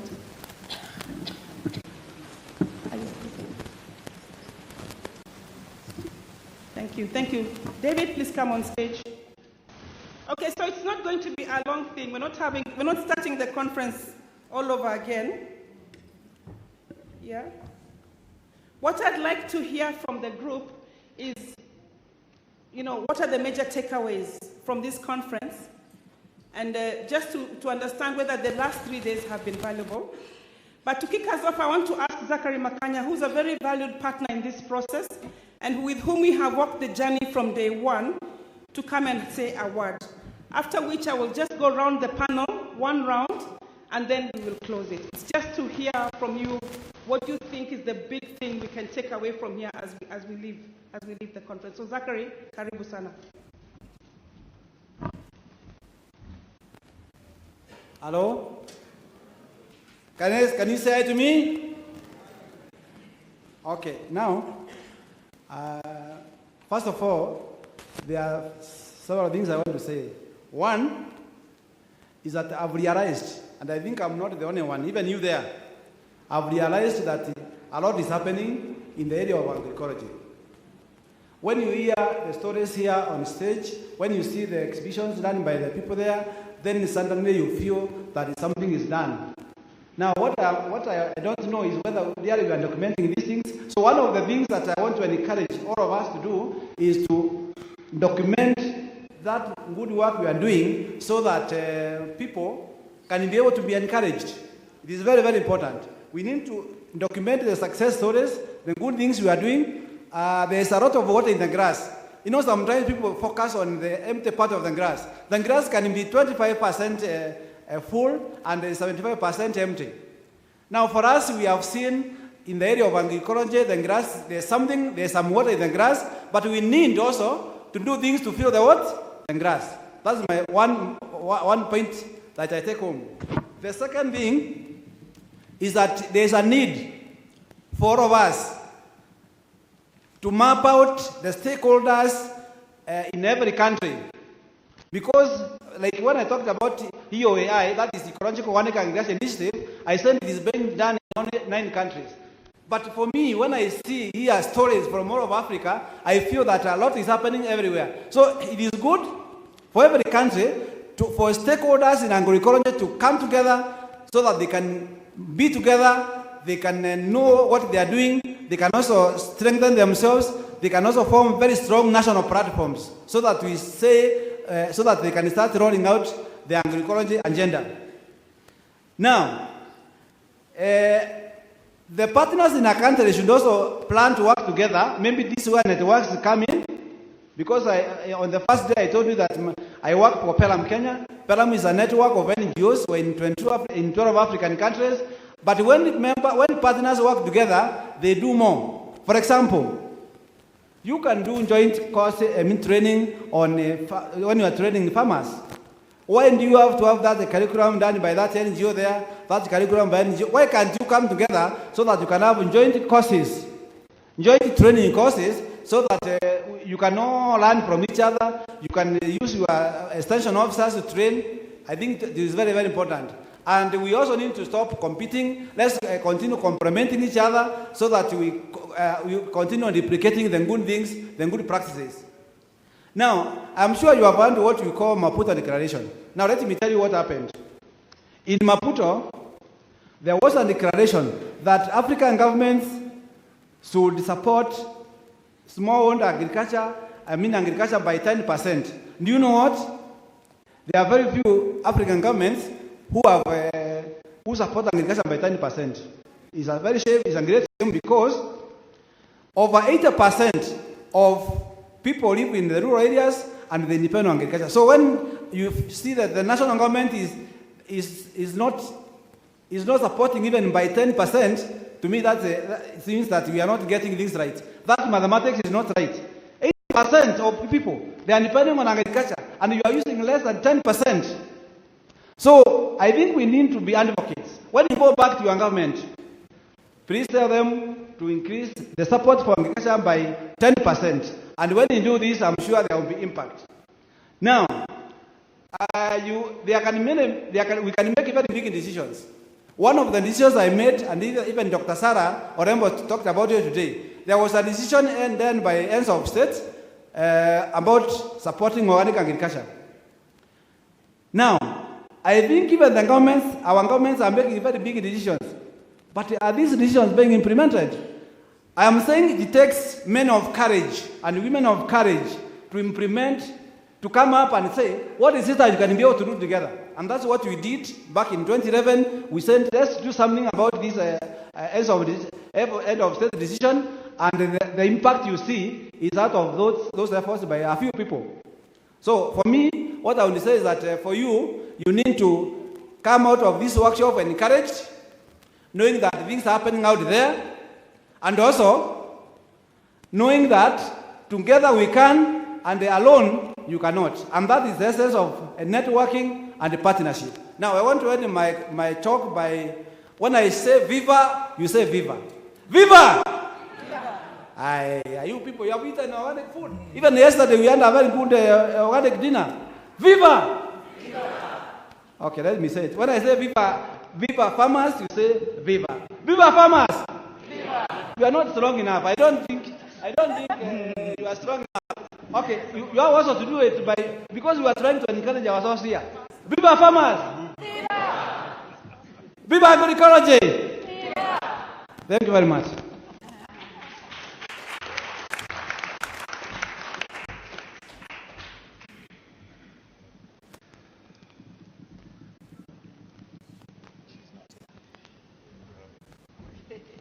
Can you please come over and make your 2 minutes remarks, please?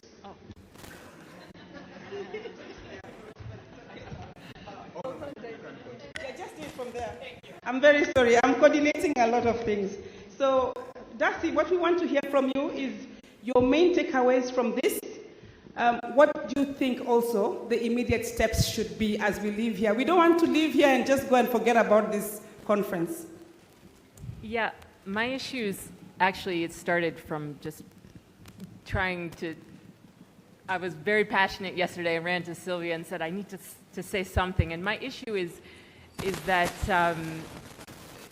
the issue of scaling up, and I think it was talked about a lot in terms of organic agriculture, where it's very much been a very flat line.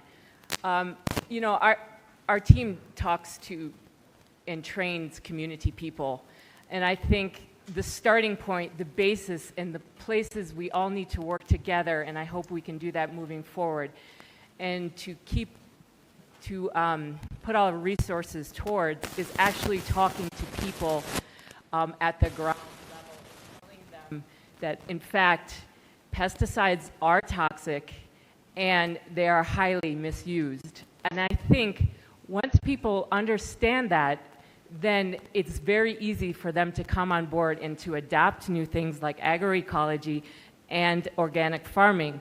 But the issue is 99% of people out there, and a lot of people even we've talked to here, do not understand how toxic these things are.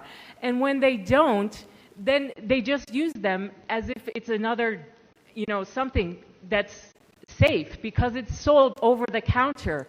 Nobody realizes how toxic these substances are. And when you talk to people and you tell them this, and you don't just say these things are toxic, you actually explain to them, you know, when you do a training and you spend half a day talking about the health and safety issues, the livestock issues, and everything else that goes along with it, when you start telling people on the ground what these toxic chemicals are doing, they're coming to us and asking us, what are the alternatives? That's why we came, because we don't know anything about organic agriculture or other things. People are asking us, so if we just tell people these things are toxic and they're in your food, they're going to come to us and ask us, please give us IPM, give us organic agriculture, everything. And I think that's the key to scaling up, is we just talk to people at the ground. And I know a lot of people have mentioned this in their talks, and you know, the fact that there's hardly any government involvement in terms of agriculture extension officers anymore. We are taking on that role of doing that with our projects, and I think we need to come together, pool our resources, and really get people on the ground understanding the toxicity levels of these pesticides. Thank you. Let's appreciate the passion within. I want to go in a row, so Louise, let's hear your last words. What's your last word? What do you want people to go away remembering? Well, maybe first to say I hope these are not my last words. I'm kind of dying. The last words for the conference. Okay, thank you. Good. So I think it's very clear. We don't even need to discuss any longer, as we already said. We need a transformation. Close up, please. Sorry, we need a transformation. We're all interconnected. So what we do to the earth, we do to ourselves. And we have no plan B because there's no planet B. So let's move on. We need to look at the solutions. I think it's good to know that we are part of a global movement that's working on agroecology. I'm very happy to see that it is happening here in Africa. There are other parts of the world where people exactly aiming and striving for the same thing. So that's fantastic. We have heard about many examples that agroecology is working in practice, that agroecology is being practiced. It's possible. Don't let anybody say that it's not possible, because we know it is. We also know that it's an attractive business proposition, and so that makes it also worthwhile to scale out. And it's also a good proposition for our cultural and societal well-being, because it connects and grounds ourselves again with where we come from. What I do think that we should do more is being more visible with our activities and the things that we do. Make use of all the modern social media that there are. Show what you're doing. There's no limit to your fantasy, if you like. And so that we actually, in all our diversity, can show that we're moving into the same direction. I also think it's important for us to stay connected. So make sure that we have a firm network. And again, it's important to be diverse in our network, because just as in natural systems, the more diversity there is, the bigger the resilience actually is of our movement. And so there's one thing that you, again, can do is show who's growing our food, join in this network, and make sure that you're there. The last thing that I want to do is make sure that we also continue the conversation and can make next steps. And it would be wonderful to welcome you all at the Organic World Congress in 2020 in France, for which the call for contributions is open now as well. So that's what I wanted to say. Thank you. Let's appreciate Louise and all the contributions, all the moderations. She has stepped in several times when moderators were not here, so thank you for your support. Okay, Dr. Martin, I'm sure you're going to have something important for us to hear. You have forced me to be here. I wanted to be a listener. What I want to say from this conference is that I appreciate, and there has been a lot of learning that has come out of this. My concern is knowledge is power. For me here, I learned how we are turning male rabbit into a female rabbit, and I was really worried how long will it take us to turn male men into female men. This is a bit of a worry, but and we learn about the pesticide, as ignorant as we have been, but thinking about it, and I'm thinking about the farmers out there in my Shakani village. How will they get this knowledge? And knowledge is power. What are we planning to do to make sure that this knowledge get there? Because as many conferences as we are going to do, we are not going to get that people. We might end up with the same people of ourselves, and we might end up also more and more of our like-minded. So for me, it's the thinking that every one of us has to take away is not to harbor this knowledge which we got from this conference and this discussion, and to try to find whatever way on our own ways, how we can pat it down and get it done.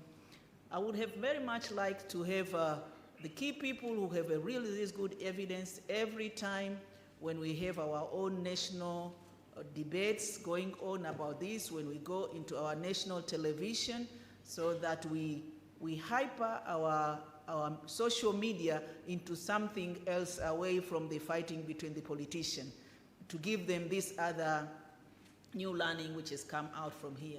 The second thing for this one is I will join. We need to remain connected. We need to know how we can spread the knowledge that we get. We need to have another conference which we have 50-50, those people who are believing and those people who are not believing, so that we can test our own self-energy and forcefulness in how we can convince. So by the end of the conference, we can get to see out of the 50, we have 25% who cross over and come to this side, and that is where we can keep track of what we are doing. Most important, I'm very happy in the definition of agroecology that has been given by Hans, because my own fight, and people remember me in Ethiopia, was I did not want to lose organic, because to me, organic is a tool. And it is a tool which has got an end onto it, because it can give us a market opportunity and we can talk about what we are doing into it. I appreciate agroecology as a movement, but I want also to have something that can make that movement work, and I believe that organic is what that makes it work. And I will want to send a message that we should not lose focus of organic as a part of that agroecology. It has been presented. Asante. Thank you. Let's appreciate that word. Sue? Dr. Sue? Not a doctor. Hopefully won't need one. You might need one before me if she says the same thing to me. My last words. Okay, I'll try and be short. They're not my last. I think that one of the things that we're not doing as a sector, with whatever name we're going to call ourselves, agroecological, environmental, or organic, is we're not really counting ourselves, and we're not letting ourselves be known in the eyes, or we're not bringing the value of what we do to the people that make some of the decisions. So we're having a fight. Should we be telling people not to use pesticides, or should we be teaching them to compost? Because when they compost and improve their soils, they're going to improve their productivity, they're going to improve their crop health, and they're likely not going to need pesticides. So pesticides come at a cost, whereas composting might not. Yes. So I think that some of the things that we do as we grow in numbers, we should look at where are the big gains and what can we focus on that doesn't make us challenge and fight, but actually lifts farmers up and makes them realize that they don't need those things. So then there's no argument there and there's no discussion. One of the things that I'm quite happy about here, I'm quite surprised because it's very rare that it happens in big events that somebody from government stays around for so long. So I'm really happy to see that Dr. Oscar Magenia has stayed with us. And he's seen a lot of the different things. I think he's as passionate as us. And it's getting what I call, passionate people who are going to be in there as ambassadors within government, within the areas that can change policy that are important. So I'm really happy. And I know that you're going back to your offices with some good messages from this group. And then the other thing that really surprised me was the amount of energy somebody can get just from vegetables. So Veggie Man, I mean, that really surprised me. Thank you, Dr. Thank you. So maybe that's yes. Dr. Siliprandi, please. That's my sister. You know that name Siliprandi, we have it in my village. So I think we lost her somewhere in Brazil or somewhere, but we have her back. Yes. Okay. Thank you, Sylvia. Thank you all. Well, from FAO point of view, being here is a pleasure and is for me personally is a surprise, and I'm very, very happy to be here being here all these days, because it was to be like a witness of this energy and this movement that are already in all these countries. And I'm coming from Latin America, so I am my first time. This is my first time in this region in Africa, and so I'm very happy to meet my colleagues in this area. Related to the Scaling Up Agroecology initiative that FAO is in charge from last year, among other UN partners, I'm very happy too, because I saw all the topics that we are addressing in the Scaling Up Agroecology initiative. I saw being presented in this conference, like the central role of family farmers and their organizations, and several panels and several plenaries, sharing knowledge, sharing research, sharing analysis. All of this I've seen all these 3 days here. The issue of markets for agroecological products and also for organic trade.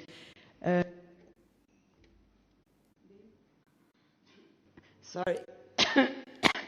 The importance of the markets for health, nutrition, and sustainability.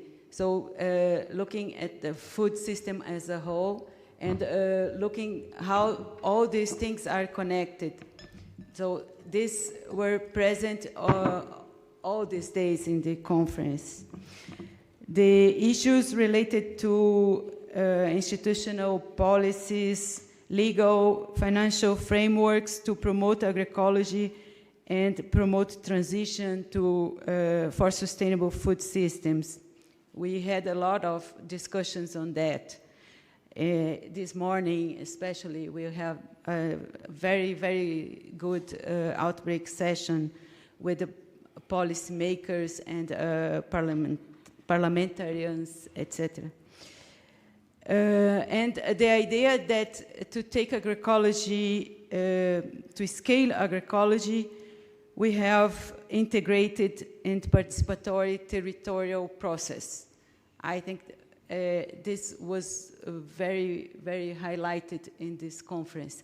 Another thing that I would like to comment is the presence of several stakeholders, like government authorities from federal level, cities, municipalities, counties, research institutions, civil society, producer organizations, producers themselves, private sector, financial institutions, investors. I would like to remark students, also women and youth, very well represented here. Yes. So I think this is amazing. This is a very, very strong movement, very articulated in several institutions, in several frameworks, and I think the future is ours. Thank you. Thank you. Let's appreciate that one from Emma. He started us off on a very high note, so let us know whether we met his expectations. Hans, what was your view of the conference?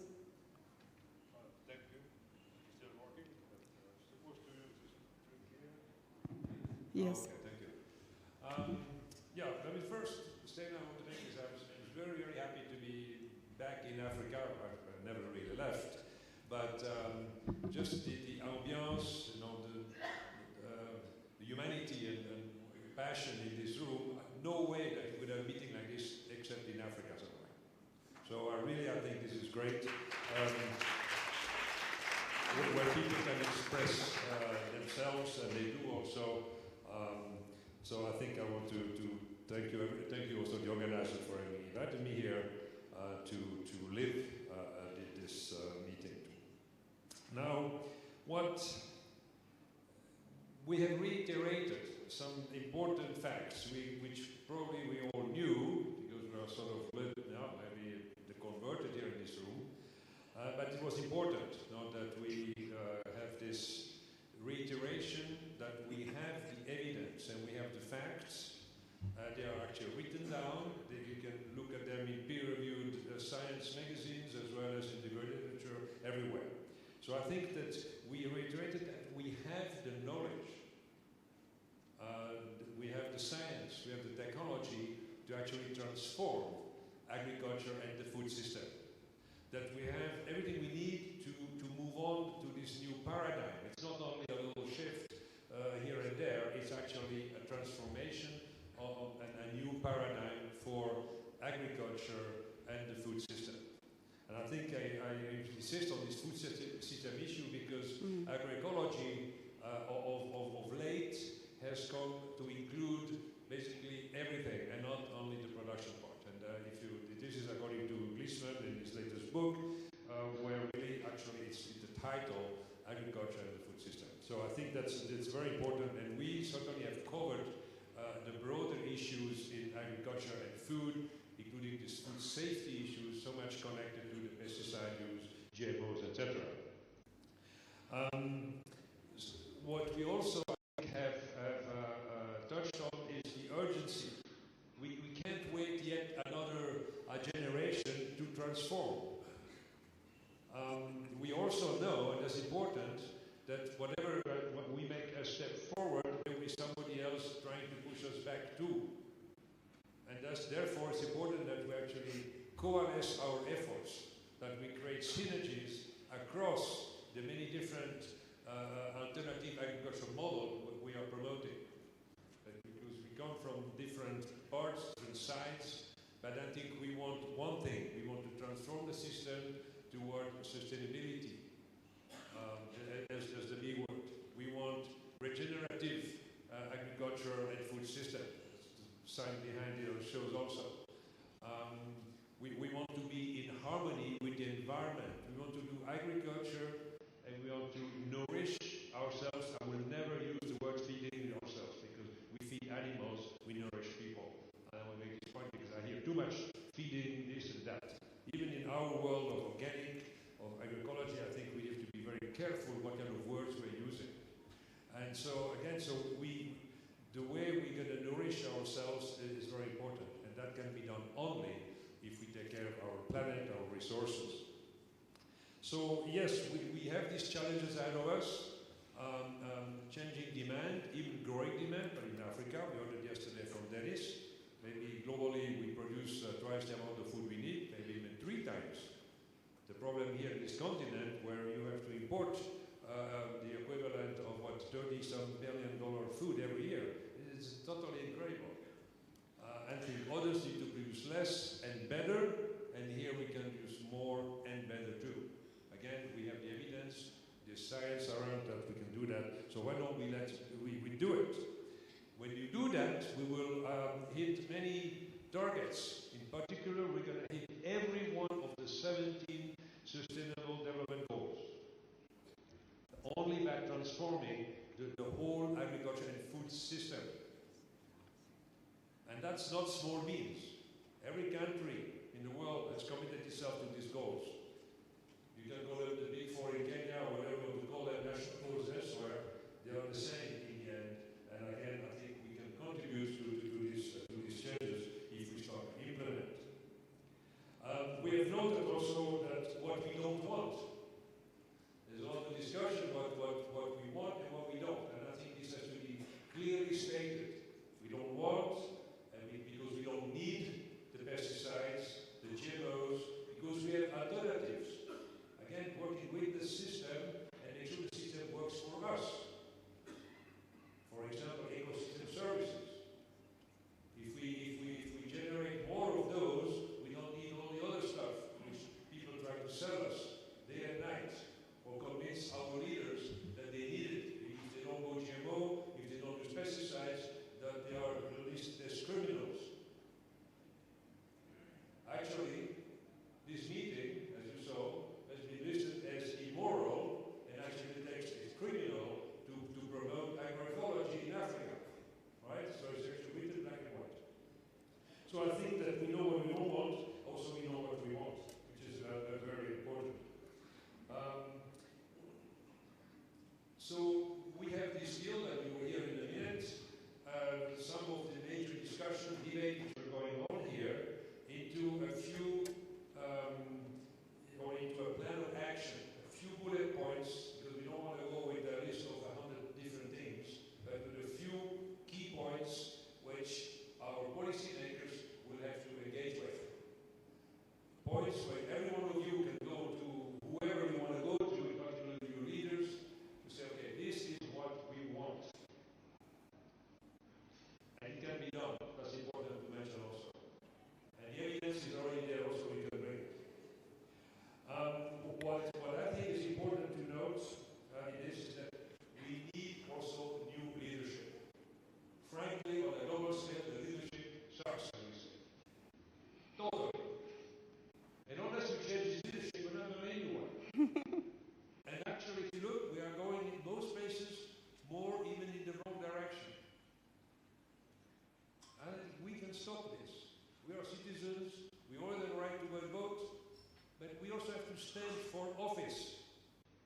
It's hard, it's corrupt, it's whatever. But I often talk to the old people and say, nah, I don't want to stand for office because then I'll be corrupted. We need more money, we need this. Look, eventually we're going to have to make that step. We need to change the leadership. Because if you don't change it, it will be very hard to actually go where we need to go. And like the Veggie Man says,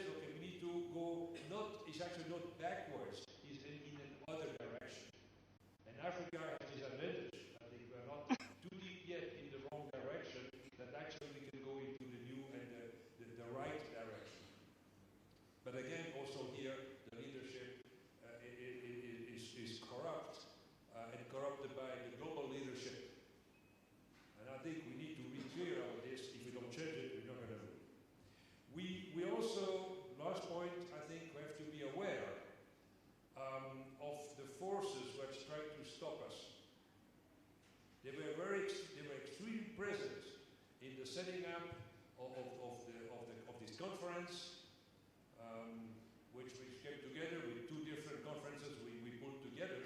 But this was done actually with huge amount of work and battling all the forces which are trying to stop.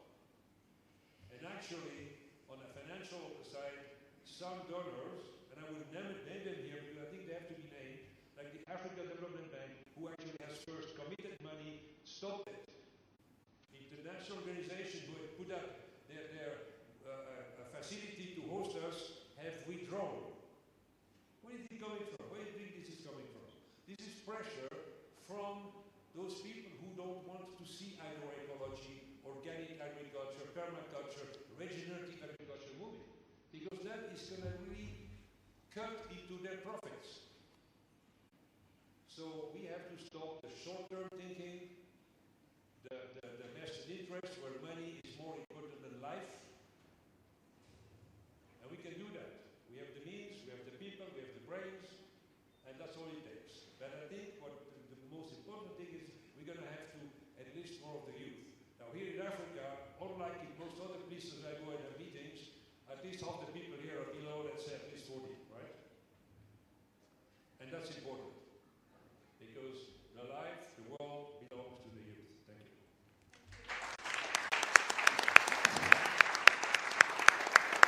Thank you, Dr. Heron. I think that is very well said. Dr. Mugenya, I'm going to save you for last. So let's have the communique read, and then we will just have you now maybe give a word to sort of. Yeah. Can we welcome Dr. Mudavi to read for us the communique?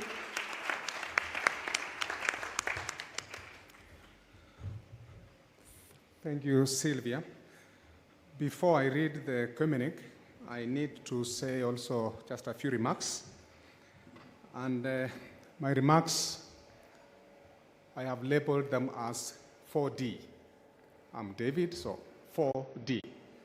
And for me, what does this 4D means from this conference? One, we have to demystify the notion that agroecology cannot feed the world nor a nation. We have to demystify that. There was an article that was written recently, actually just before this conference, and it really criticized this conference. And that is also why maybe some people are hesitant to support agroecology-based agriculture. So we need to demystify this notion. And a bit of what Billy Million said yesterday, it's about narratives. And when you hit at a narrative, or you want to have a counter-narrative, it means you need to demystify it so that it does not become what controls what you do. So we have a very important responsibility, all of us, to demystify this notion and demonstrate that it is to the contrary. And how is that possible? My second D is in the diversification of options and opportunities. We have to diversify. What options do we have? If we tell people, don't use this, and I think I've liked what Sue has said, perhaps we might need to change tact and strategy. Instead of telling someone, don't do this, provide an option that works differently, and an option that addresses your concerns, and someone will say, yes, there is something here. So we need to diversify the options available and opportunities. Dr. Dennis Garrity mentioned in his speech, one of the opportunities that we have is in agroforestry. And I think he had a great presentation that demonstrated some of the opportunities that can be provided through agroforestry. So this is an important area for us as practitioners, as researchers, as farmers, as policymakers. We look at what options do we have available. If you have farmers that are living in semi-arid areas, what kind of options can we have that are viable in such areas? My third D is this one, drivers of transformation. We've used this word a lot. We have to transform agriculture, and particularly using agroecology. What does that mean? to the layman, to the politician, to the technocrat, what does transforming our agriculture mean? In my humble little submission, in identifying the drivers of transformation, I'm encouraged with a call for more appropriate policy inclinations that support agroecology-based agriculture. I'm also encouraged with the need for us to devolve resources into this. I'm also encouraged by what Hans has just mentioned, the leadership that can also support this, among others. Those are drivers of transformation. And finally, in my little submission of the 4D, is to develop and tap into indicators of measuring change. How do we know what we are doing is making a change, is making a difference? It's only if what we do makes a difference and we demonstrate that there is a difference that you can convince someone, that you can actually make that person look at something in a different way. But if we are not making a change in our interventions, then we have quite a lot to do. So ladies and gentlemen, those are my 4Ds of reflections from this workshop and also all that has been happening around while we were preparing for this conference. And as we've been discussing, it's been a great conversation, and I would say there is a lot ahead of us if we truly want to support the establishment of truly sustainable agriculture and food systems, not only in our continent, but also in the rest of the world. And that's why we are saying we need to demystify. Some people think that agroecology is being pushed to us, the African nations, so that we can continue to remain in poverty, and that is not the case. So we've been here for 3 days, and the conference has been rich. Lots of presentations have been made, lots of discussions have been made, and we are all witnesses to this. Now I would like to read to you, on behalf of the conference organizers, and the Secretariat in particular, the 6 points that have come out of this conference in what has been framed as call for action. I'm requested for the panel you are stretching to. Maybe you can now come and sit so that you can also read as you also hear. Thank you.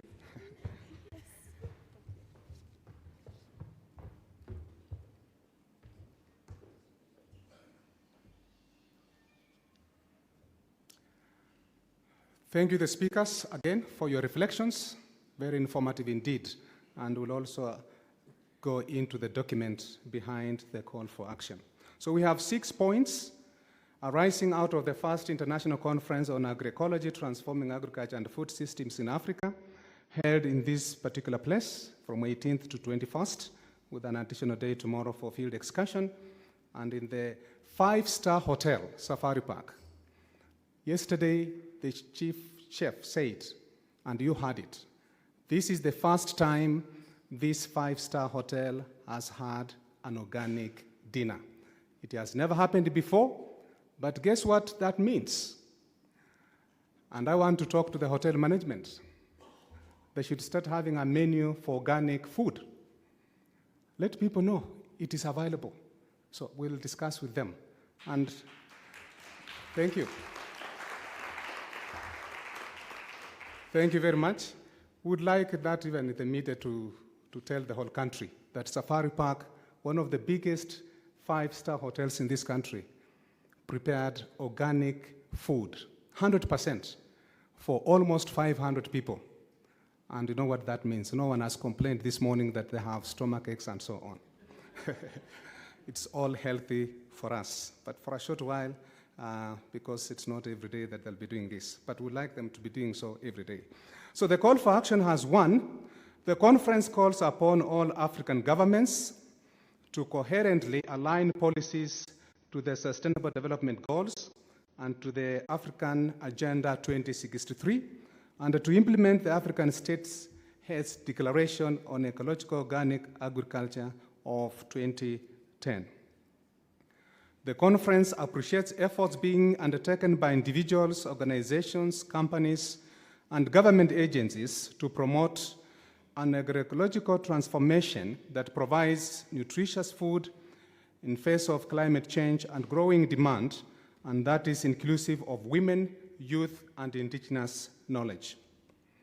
Number 3, the conference rejects harmful practices, especially the highly hazardous pesticides, banned harmful pesticides, GMOs, and the reselling of rejected export food commodities in Africa. Number 4, the conference calls upon all key institutional stakeholders to allocate resources and extension funds to agroecology-based interventions and to the development of farmer-managed seed systems. Number 5, the conference urges all stakeholders to heighten awareness and education on the adverse effects of synthetic pesticides and fertilizers and GMOs, and promote trade and consumption of affordable organic products by all. And lastly, but not least, the conference calls upon governments, development partners, and the private sector to make available resources to implement the agreed agroecology agenda and to convene platforms including a biannual African Agroecology Conference for experience sharing, learning, and cooperation. Ladies and gentlemen, that is what we have captured as the call for action. Thank you.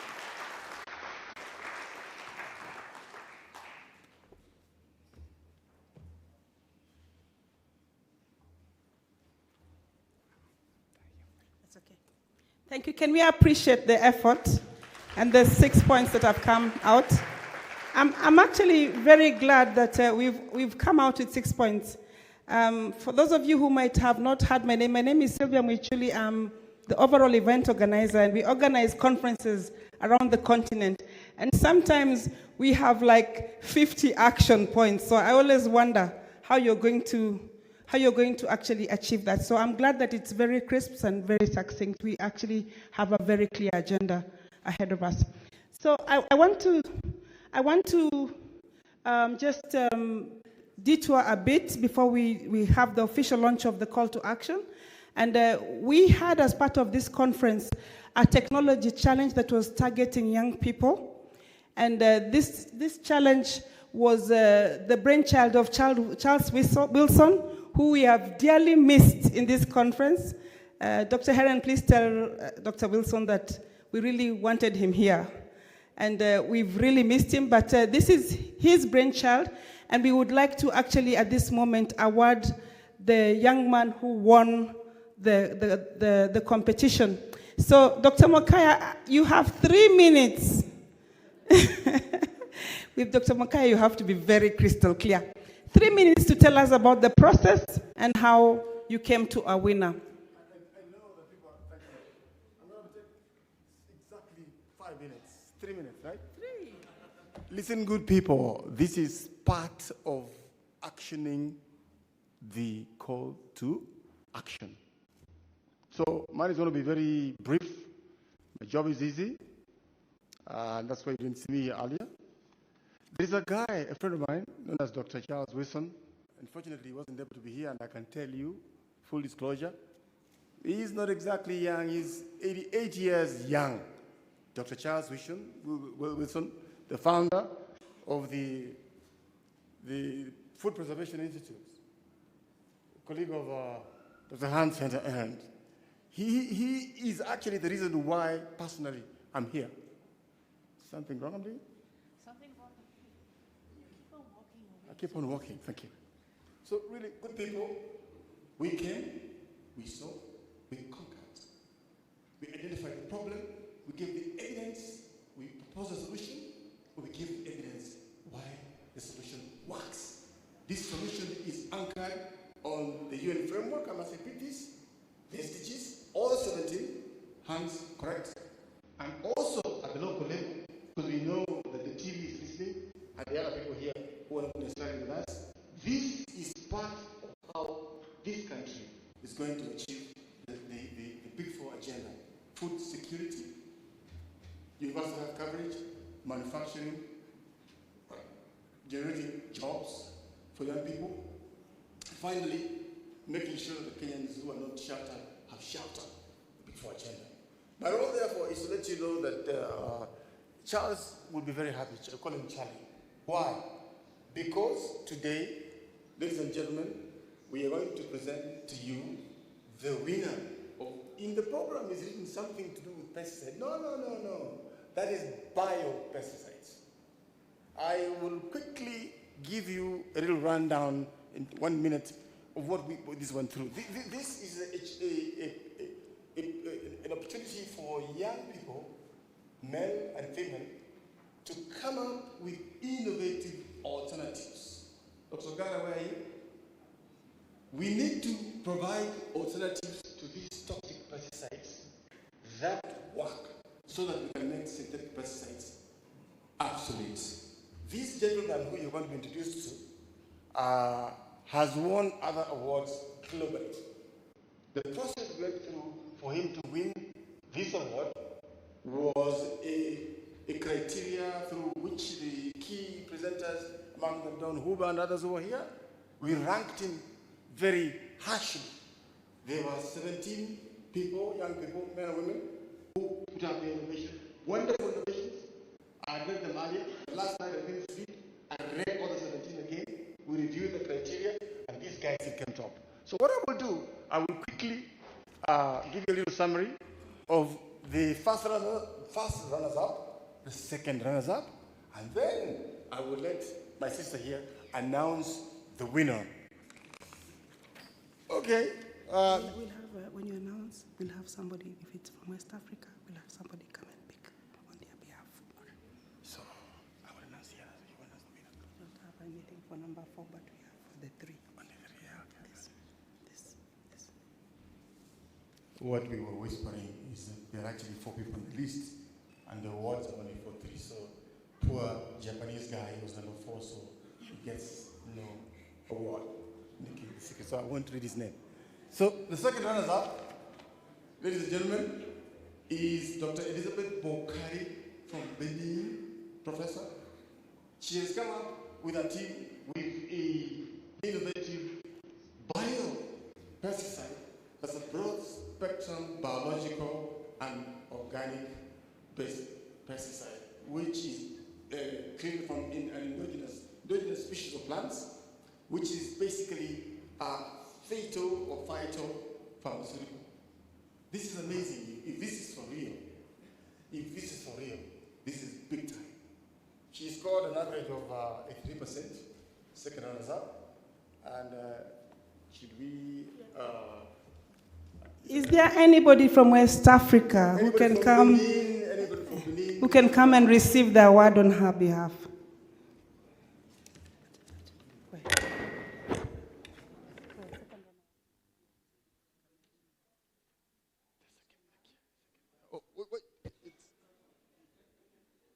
Actually, I flip those names again. Giuliani Guev. Yes, received the award. Yeah, that's actually the first runner-up. First runner-up. So, how do we do this? I can't this way. And hand it over. Take the mic. Ladies and gentlemen, this is serious business. This is actually implementing the way forward. If this is real, this is big news. And those of our colleagues who believe it.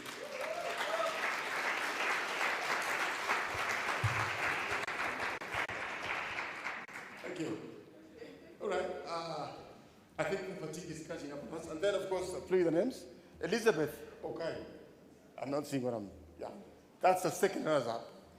I think I'll flip... So, who am I reading now? Yeah. So, Ivy, is Ivy here? Come and receive the prize for Elizabeth. Yes. I must read for Elizabeth once again. Yes. Elizabeth is from Benin. She's the lady and her team who have come up with this broad spectrum botanical and organic pesticide, which is endogenous and which is phytochemical, a phytopharmaceutical. The award which we just received is for a lady, another professor, from Cameroon, who has, with a team, come up with an innovation on bio-innovative compounds that are a mixture of plant extracts, ladies and gentlemen, which include thithonia. Those of us who practice organic agriculture, we know we use thithonia, and a mixture of other organic products as an alternative to synthetic pesticides, fertilizers, for green crop production. We ranked at slightly less than our colleague. These marks were flipped a bit. So really, in summary, let me put it this way: a broad spectrum phytopharmaceutical that takes care of pretty much everything. If this is real, I can't believe it. This is a major shift in terms of how we will be controlling pests. The other one is a product that once it's applied in the soil, it literally reactivates all the microorganisms, the bacteria, the rhizobium, the protozoa, and so on. We do not need to apply NPK or any of these toxic synthetic pesticides. So really, really, really, really, even for these two ladies, if this is true, well, I'm also still I'm a scientist, so I'm still doubting this. If this is true and it can be confirmed and upscaled, Dr. Haas-Herens, we are in big business in terms of shifting what kind of inputs we use for the soil and for controlling pests.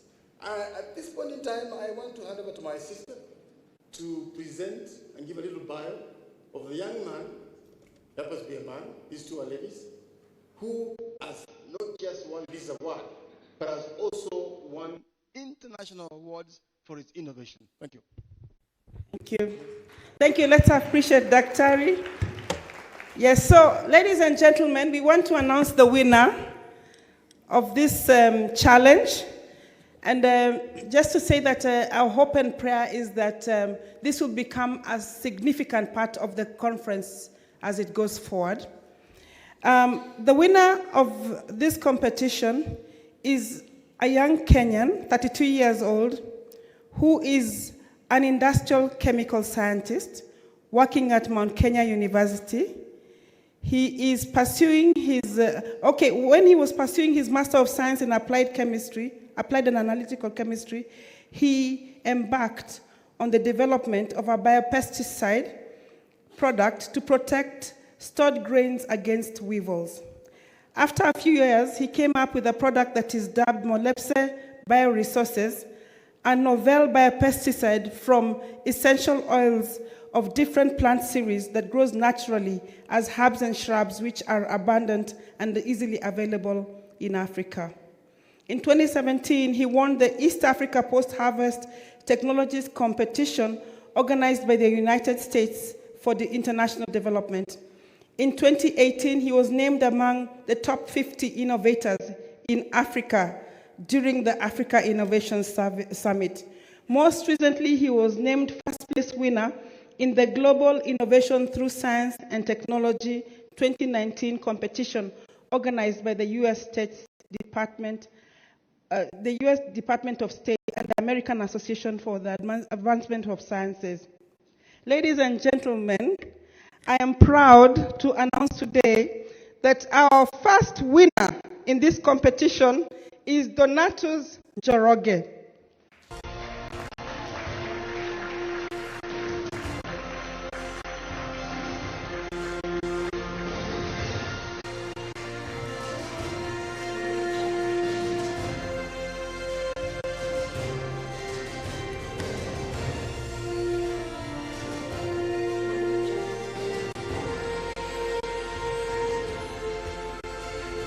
Can I hear an applause for Donatus, please?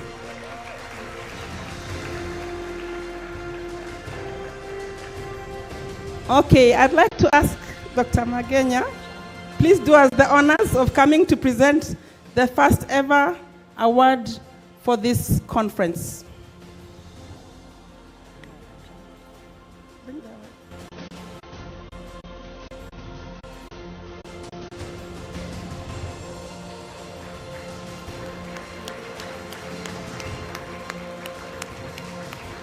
Congratulations, Donatus.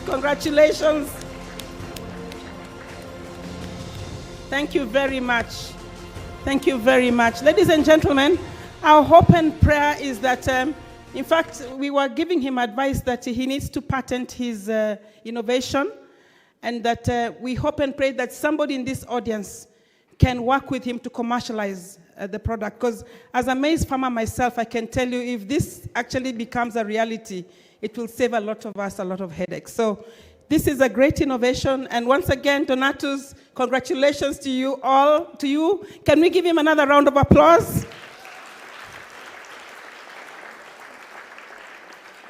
Okay, ladies and gentlemen, we are now coming to the close of this session. And I'd like to invite back Dr. Mugenya. I also want to invite back Luis. We just want to do one last thing before we call it. I also want to invite back David.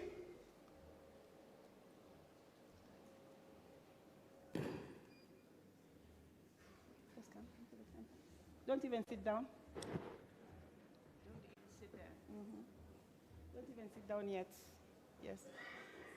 And then finally, of course, Dr. Heron, please come.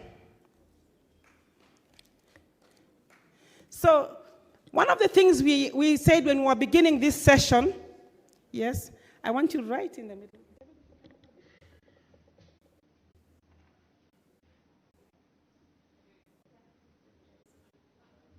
So when we started this conference, we said we want to be actionable. We want to ensure that whatever we talk about, we are going to take home, and we are going to make sure we implement it. So we have come up with a very powerful call to action, which will all be in your inboxes by the time you finish your lunch today, hopefully, or by close of business, at least by close of business. Now, we would like to ensure that none of us forgets this moment. And to do this, we want to do something symbolic. We want to launch the call to action.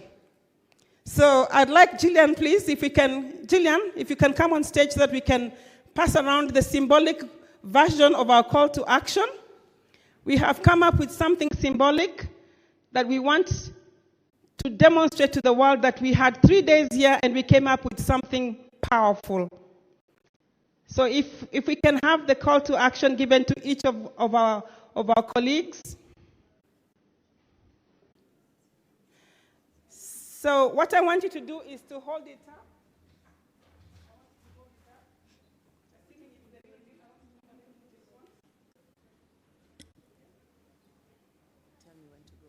Ladies and gentlemen, I want you to be upstanding because this is the product of our 3 days of work. Yeah? I want you to go. Let's appreciate ourselves for the work we have done. 3 days of very hard work. We've been here for 3 days. It's been awesome and amazing. And we hope that this product is going to change Africa. Thank you so much for your contributions. Thank you for everything you have done. Everything that has come out of all the conversations. We are very delighted. Congratulations to everyone in the room. And asanteni sana. Thank you for it. Thank you very much.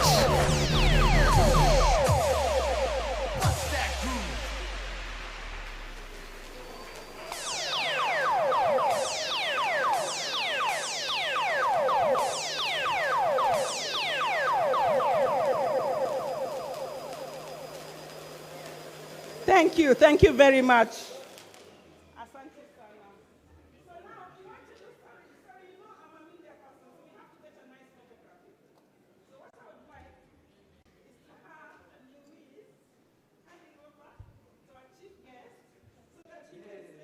So that our chief guest has officially received it. Dr. Helen, if you can get into the picture, let me take that. Get behind and get into the picture. It's very important.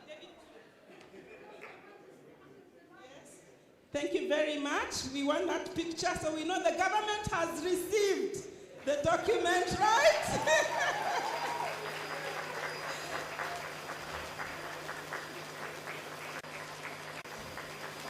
Thank you very much, Dr. Mugenya, for being here. All right, so I'll ask my guests on stage to just sit down for a minute. Just sit down at but Dr. you have to come and say something now. We want to hear from you on whether our document is going to reach the right places. Karibu sana.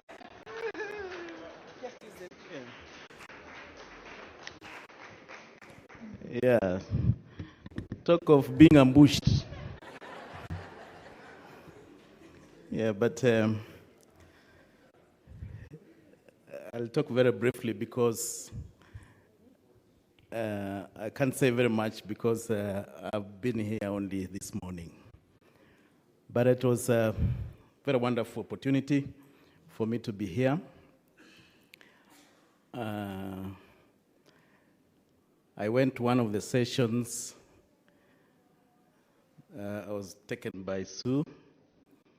And one of the things that we grapple with in the ministry is about the knowledge gap. This knowledge gap is for policymakers, even students, researchers, farmers, all stakeholders. And because agriculture was devolved, all the agriculture extension service by the public is at the counties.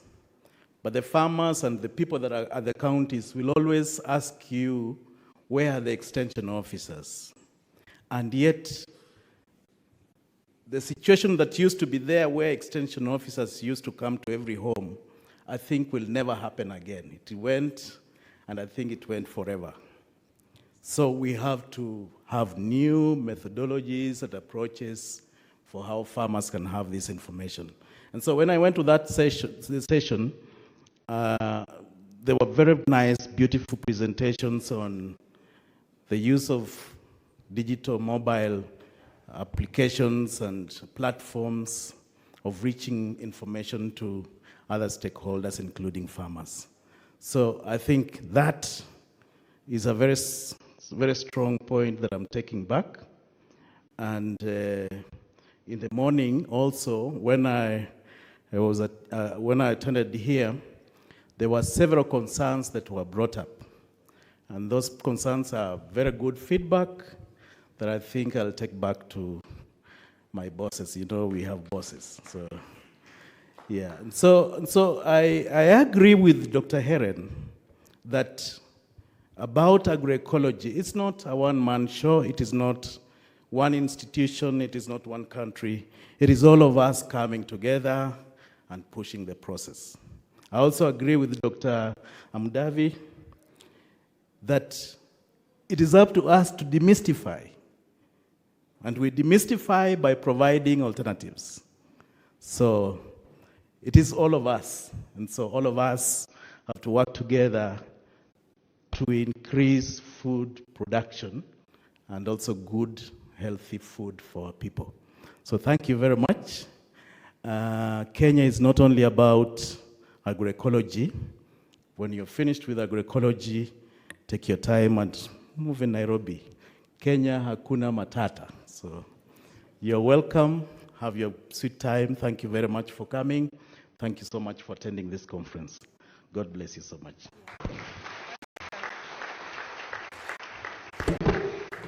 Thank you so much, Dr. We really appreciate your presence here.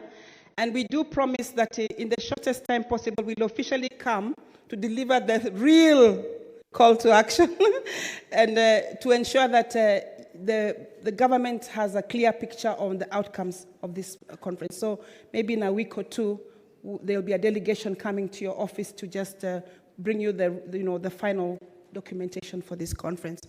I just want to say that this conference has been amazing. I really want to acknowledge one group of people that have been with us, and these are our politicians. Politicians hardly come and stay in these kinds of meetings, and our county government officials. I want to acknowledge Matthew Wanjala. Matthew Wanjala, if you can stand up. Matthew Wanjala is the CEC for Bungoma. So he's the one in charge, he's the minister in charge of the agriculture docket in Bungoma County. I don't know if Jack Ngutu is also still around. Jack Ngutu is the minister in charge of agriculture in Kirinyaga County. He was also around. I also wish to acknowledge our member of parliament for Thika, Patrick Wainaina. I don't know if he's still around. I think he gave a very please have a stand up and let's appreciate Patrick. He gave a very passionate presentation, and I'm almost convinced to change my line of farming. I also wish to appreciate Gadhure Mburu, the MCA from Larry. I don't know if he's still here. It's really great to have. Yes, he's there. Let's appreciate him. We appreciate your inputs. And we appreciate the fact that you have actually gone a step further and created a bill that is going to make a difference in agroecology. So that's the first bill that we have done by a member of an MCA, really, and it's really a progressive step. So we want to appreciate all of you because we know that usually when we have meetings, these guys normally come for 5 or 10 minutes and then they disappear. So we appreciate the fact that you have stayed here throughout the period. At this moment, I want to say that the plane has landed. And according to the pilot, there was no turbulence. Everything was fine. So we are coming to the close of our meeting. And I just, as your MC, I just want to thank you for the energy and the love. It's been amazing. It's been amazing. I want to remind you about the field visit tomorrow.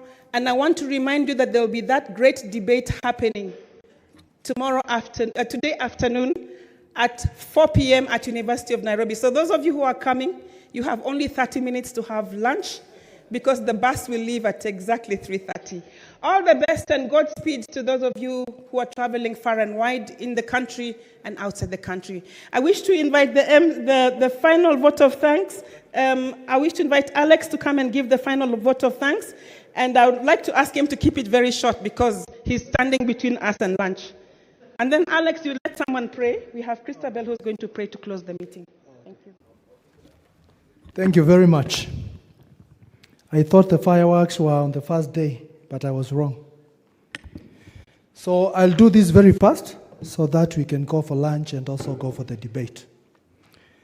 So my name is Alex Mutungi. I'm the coordinator of the Secretariat to the Continental.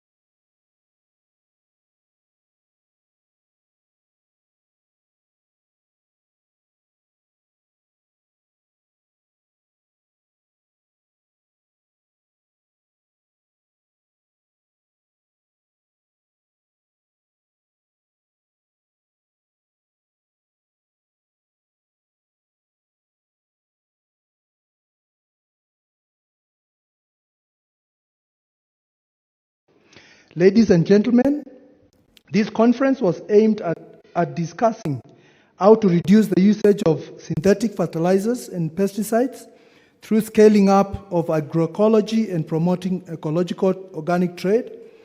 I must say that this conference was extremely timely, as it will provide a unique opportunity for African farmers, policymakers, civil society organizations, the media, and the general public to have access to hard evidence on successful agroecology case studies and to demystify the notion that organic farming cannot feed Africa. We have all seen how agroecology can be used as a solution to healing our critically sick soils, reducing health hazards, improving farm resilience, fighting hunger, malnutrition, and poverty in Africa. There is now a trend towards healthy consumption, which is promoting agroecology in the world, including Africa. The benefits of agroecology on biodiversity, soil and water quality, as well as the environment are common knowledge. It is for these benefits that the heads of states and governments in Africa in 2011 adopted the decision on organic farming and requested the African Union Commission and the African Union Development Agency, AUDA NEPAD, to initiate and provide a guidance for an African Union-led coalition of international partners on the establishment of an African farming platform on available best practices and provide guidance in support of the development of sustainable organic farming systems and improve seed quality. We already have heard a lot about this initiative throughout this conference. On behalf of the conference organizers by our Vision Africa Trust, BVAT, iFarm Organics International, World Food Preservation Center, and the local organizing committee, I wish to thank the following people.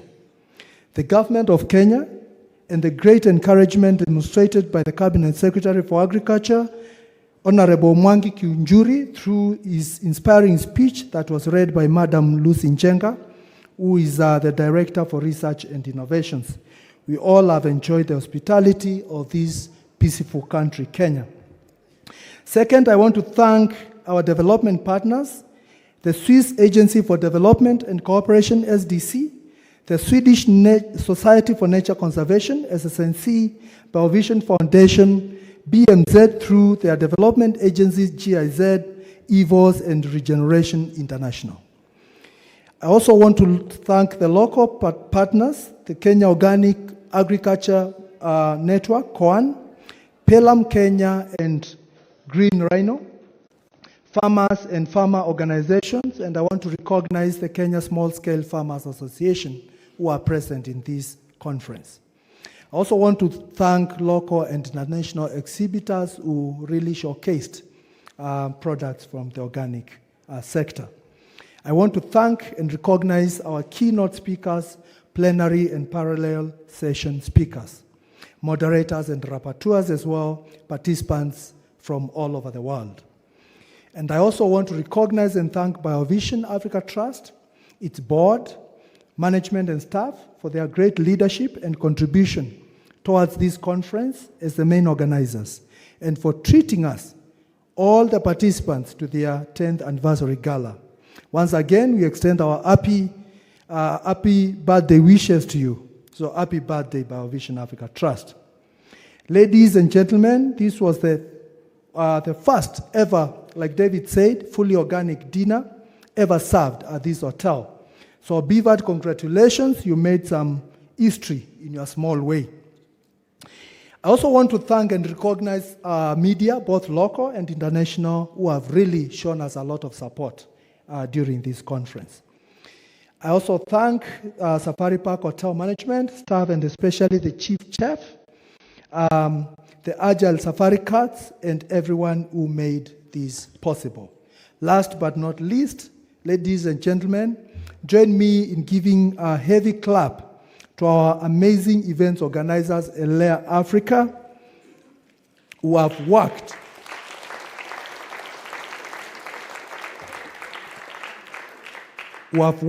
so tirelessly and professionally with the local organizing committee to make this conference the success it has been. In this regard, I would like to parade the men and ladies of LOC, Local Organizing Committee, who made this possible. So if you can just come in front very quickly and briefly, we would like to recognize you. And with these few remarks, I wish you all an exciting excursion tomorrow and a very wonderful debate today, and safe travel back home. So the LOC members, please kindly come to the front. We'd like to release people to go for lunch and also for the debate. So thank you very much, and you're welcome back to Kenya. Up here. I'd like you to be seen.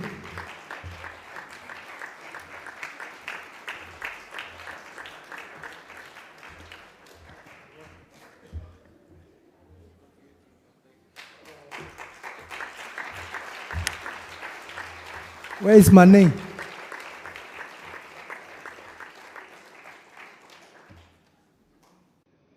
So from there we have Dr. Mokaya, who really represented Charles very well.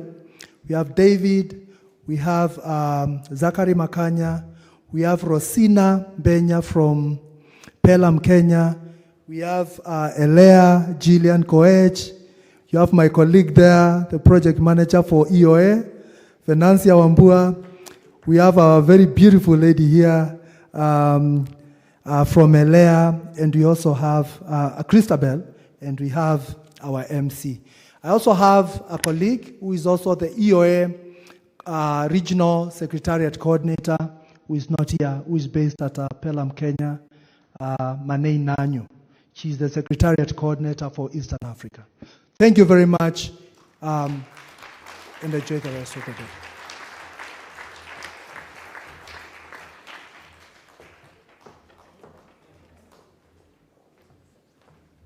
Okay, ladies and gentlemen, before we pray, we'd like to remind you that everyone who has booked for the farm tour, you are expected to remain here so that you can reconfirm the area where you're going, because the buses are leaving at 7 a.m. in the morning. And some booked, unfortunately, 8 in the morning. Yeah, and we are only working with the list of the ones who have paid. So kindly stay back for only a few minutes to reconfirm your route. Thank you. So please let us stand up and pray.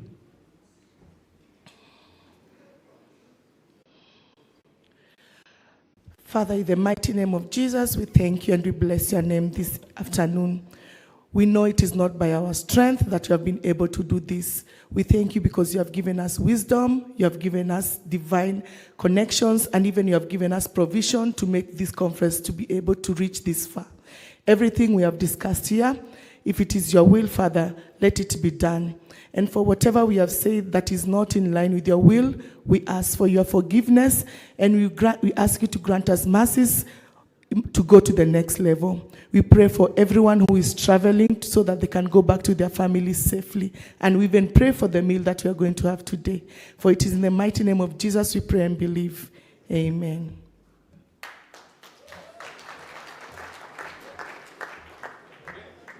Lunch is served at the usual place.